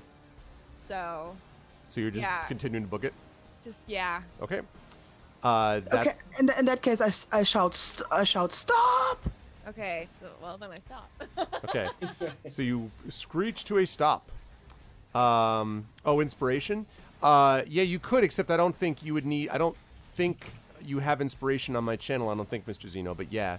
But that was a while ago, I think. Let's see. That's going to lead us to... So, yes, you've stopped. Now, but you still can't hit anything from here.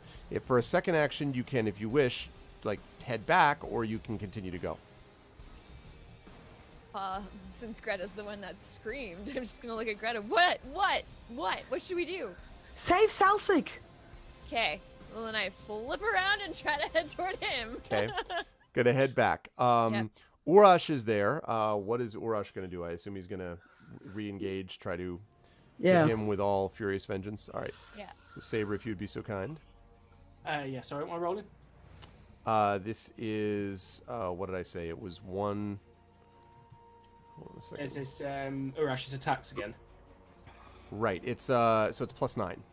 Yeah, okay. So he gets 2 of them. I assume he's taking them both. So that's a 28. Wow. Yeah. Okay. And an 18. Also a hit. 2 Okay. hits.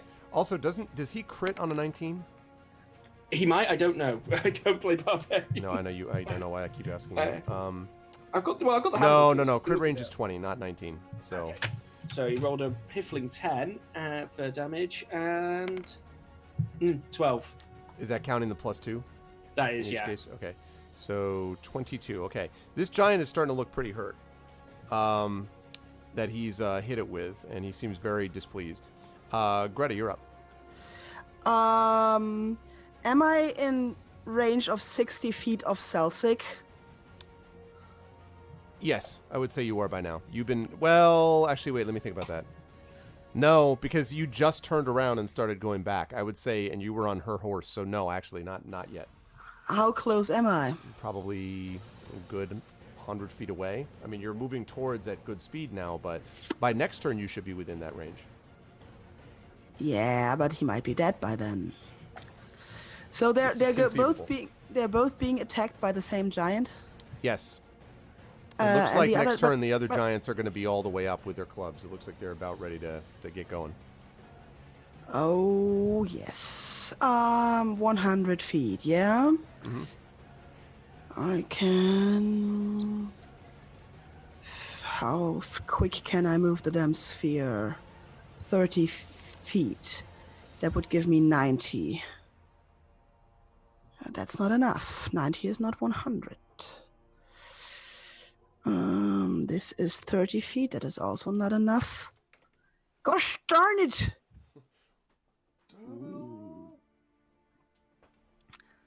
Is there any... I mean, if we have just turned around and we're not really moving, how fast can I run if I get down from the horse?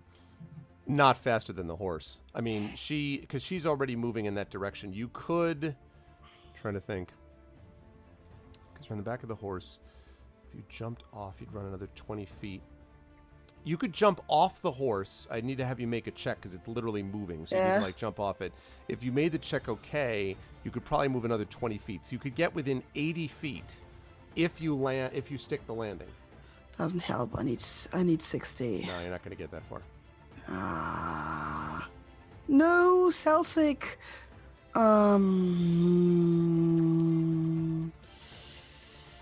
Okay, what else can I put into 120 feet? I used the Scorching Ray, so that one is gone. I need to mark off the spells I've used. Can I shoot? Maybe I can just shoot. How far can I shoot? If you're using a crossbow, Yeah. I think long range on a crossbow is 120 feet. But it means you're going to be doing it at a minus because you're at long range. But Okay, I usually have a +2, so what would I end up with? so it would just be 0 then. Okay, then I'm gonna shoot at the damn giant. I mean, if there's one less giant, that will help. So let's do that. Okay, let's do it up. Okay, let's do this. 1d8. I want to roll, damn program. Let me roll. 1d20 to see if I hit a giant with a crossbow and 100 feet. How about no? Unfortunately, zips past his ear. Okay. Well, that was me. that was the attempt. Okay, Celsig, you are in a world of hurt, and Yeah. Two options. So the first thing I'm going to do is fail to learn from my mistake. I'm going to cast Hideous Laughter at the giant in an attempt to make it find the damage it's inflicted on me so funny it's going to fall over laughing. all right. Let me double check on whether there's a saving throw involved with Hideous Laughter. There is. It has to succeed a Wisdom saving throw, but it's also immune if it has less than 4 intelligence. No, it is more than 4 intelligence. That was the gamble part. No, So- it's got that. All right, so wisdom, you said saving throw? Yeah, it must succeed a Wisdom saving throw or fall prone, become incapacitated, and be unable to stand up for the duration. What is your DC? What's your difficulty that it has to beat? Ooh, good question. Hang on. Saving spell DC says 0. That doesn't. No, can't be right. Yeah, hang on. Let me check.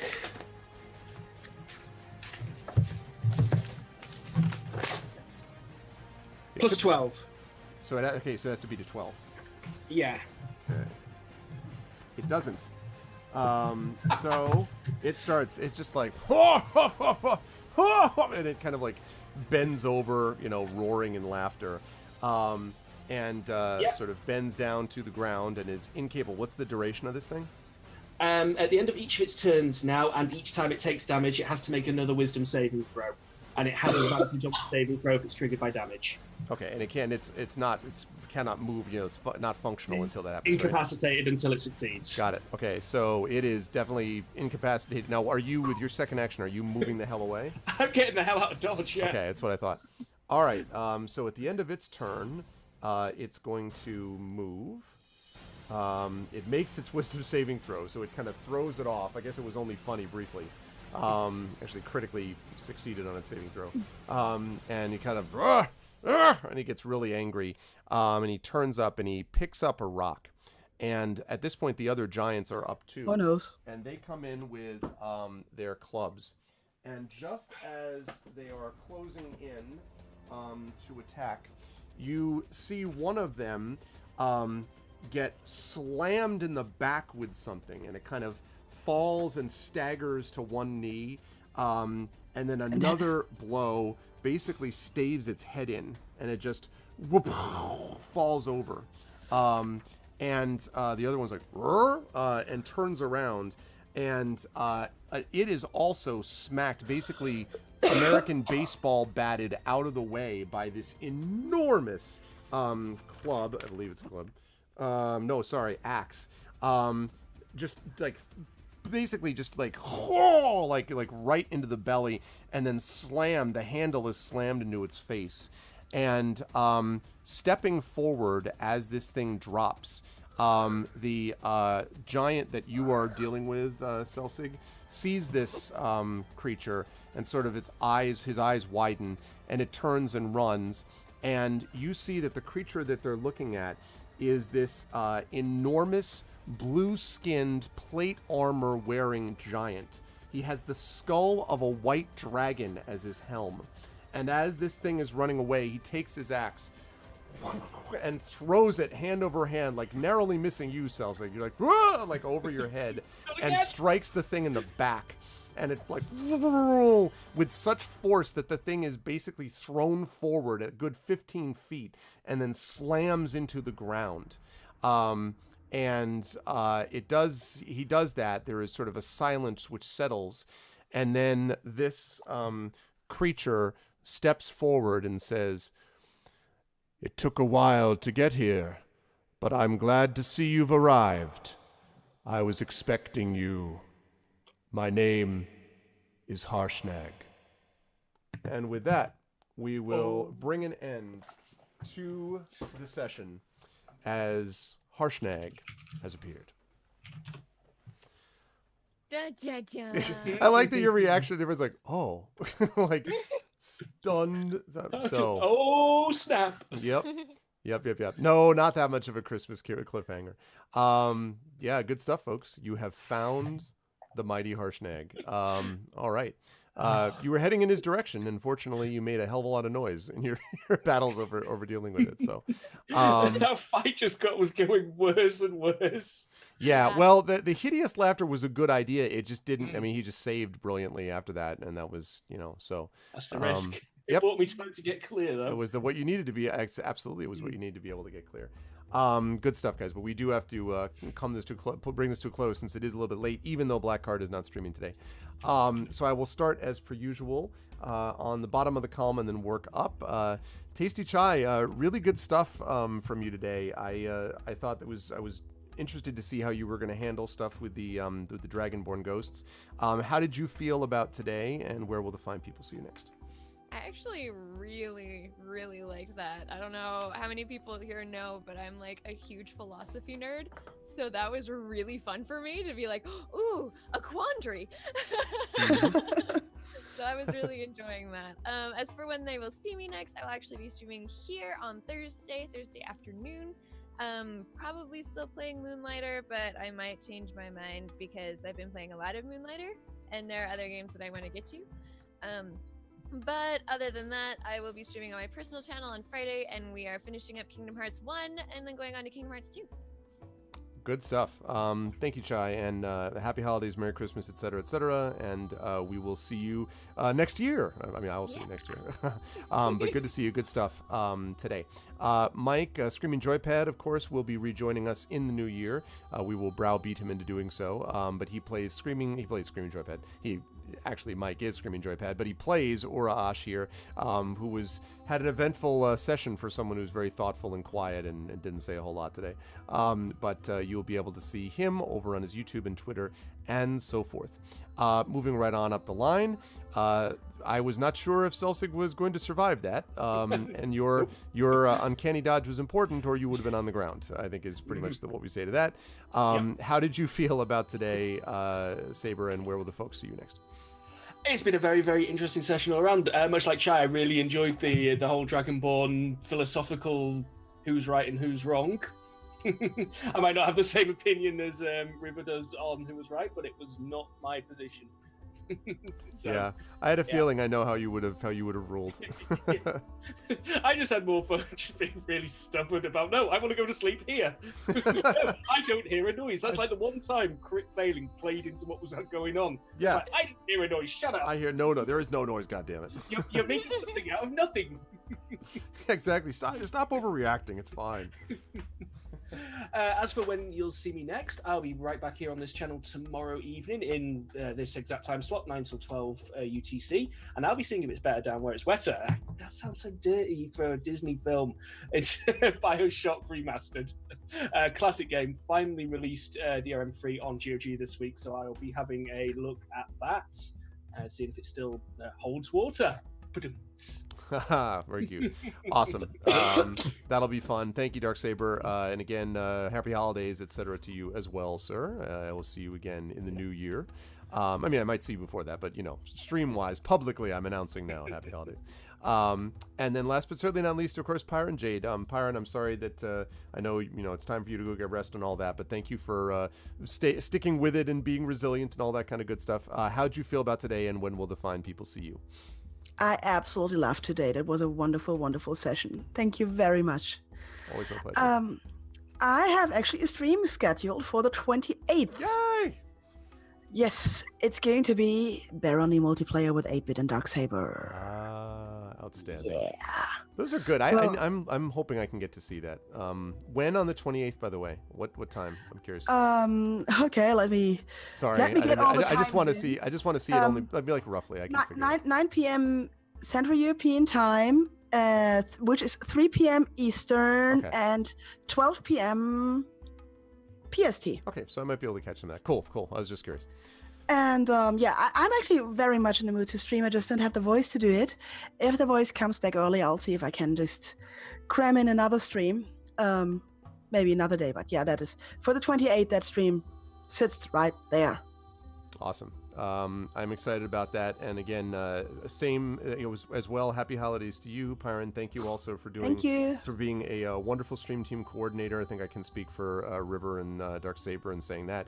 You really have done super, super well, and thank you. And we all love you and all that. So I'm sure chat agrees, and if not, chat will be permanently banned. No, I'm just kidding. But thank you so much, and thank you, chat, by the way, if I may, just quickly to say, because this is wrapping up my third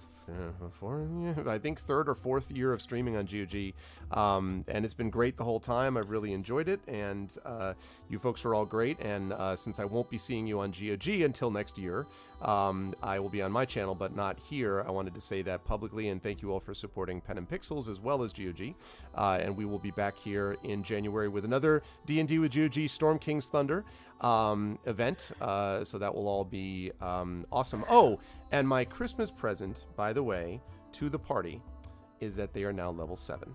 Yay! So you are level 7. That is my Christmas present to all of you. Again, immediately Darksaber reaches for his book. Okay. Yes. Yeah. You found Level 7. You found Harshnag. That is the milestone. And so you are now level 7, and that's good because you're going to need it.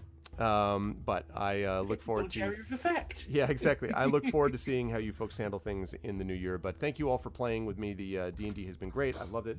And like I said, chat, there might be more where that came from. Maybe a little bit coming soon. We'll see. You'll just have to stay tuned to find out. But I'm going to let them go and close up shop. So thank you, everybody, again. Thanks to Pyron J, to Darksaber2K, and Tasty Chai. Thank you all. And we will see you and Screaming Joypad next month. Chat, we get some love for the players. Thank you, everybody. And that's going to do that. Good stuff. as I've said many times, I really, really enjoy playing with these folks. They just have a lot of enthusiasm. They work really well with each other. They're super friendly. It's just all good, you know. I really appreciate all my campaigns for different reasons, and one of the reasons I like this is that they just have so much fun, and it really helps a DM to feel like the players are having fun, because then I have fun. So it was good stuff. But yes, that's going to do it for me. Next up is going to be tomorrow. Darksaber 2K is going to be streaming again, as he just said, and it's going to be awesome.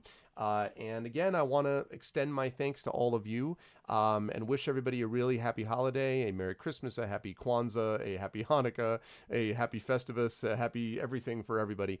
And I do want to point out I'll be streaming on my channel, so you can feel free to jump by. And if you were in the Christmas spirit, since they're not streaming again on GOG, an hour and a half from now, my voice team, the Our Vocalists, will be streaming A Christmas Carol, my favorite short story. I think maybe the best short story ever written. Even if you don't, even if you have no religious particular interest in it, it's a wonderful story. It's a great story, and not just, by the way, because everyone thinks of it as being this soporific, saccharine, you know, like, oh, it's really sentimental. That is not true. It is a story that also is like a laser, focuses on some of the inequities of mankind and the wrongness of it. And so they do a really good job, I think, with that. So if you want to see that, you can check that out tonight. And then I'll be on my channel streaming some other D&D and Esper Genesis and stuff like that later in the week. But otherwise, thank you, everybody. Thank you for supporting me. Everyone have a wonderful holiday and New Year. Thank you, Kilgore. Same to you. And happy holidays to everyone in the family. Last thing I'll say, I believe that what we do here is about community building, and I think it's really important to be able to pull together in those communities. And so I want to thank everyone for being a part of this community, and hope that you will take the positive, hopefully it'll be a positive season for you, and that you'll take the positive feelings that you get from this and use that to stretch out and build communities elsewhere, online, offline, and elsewhere. The solution to hatred is always more love, and the way to more love is to create community. And so I hope that you folks will be continuing to do that, as we've all tried to do here as streamers. We hope that you continue to be a part of that as we finish up 2018 and go into 2019. Thanks, everyone. Much love to all, and I will see all of you wonderful people in 2019 here and 2018 on my channel. Until then, everyone be good to each other. Have a good one.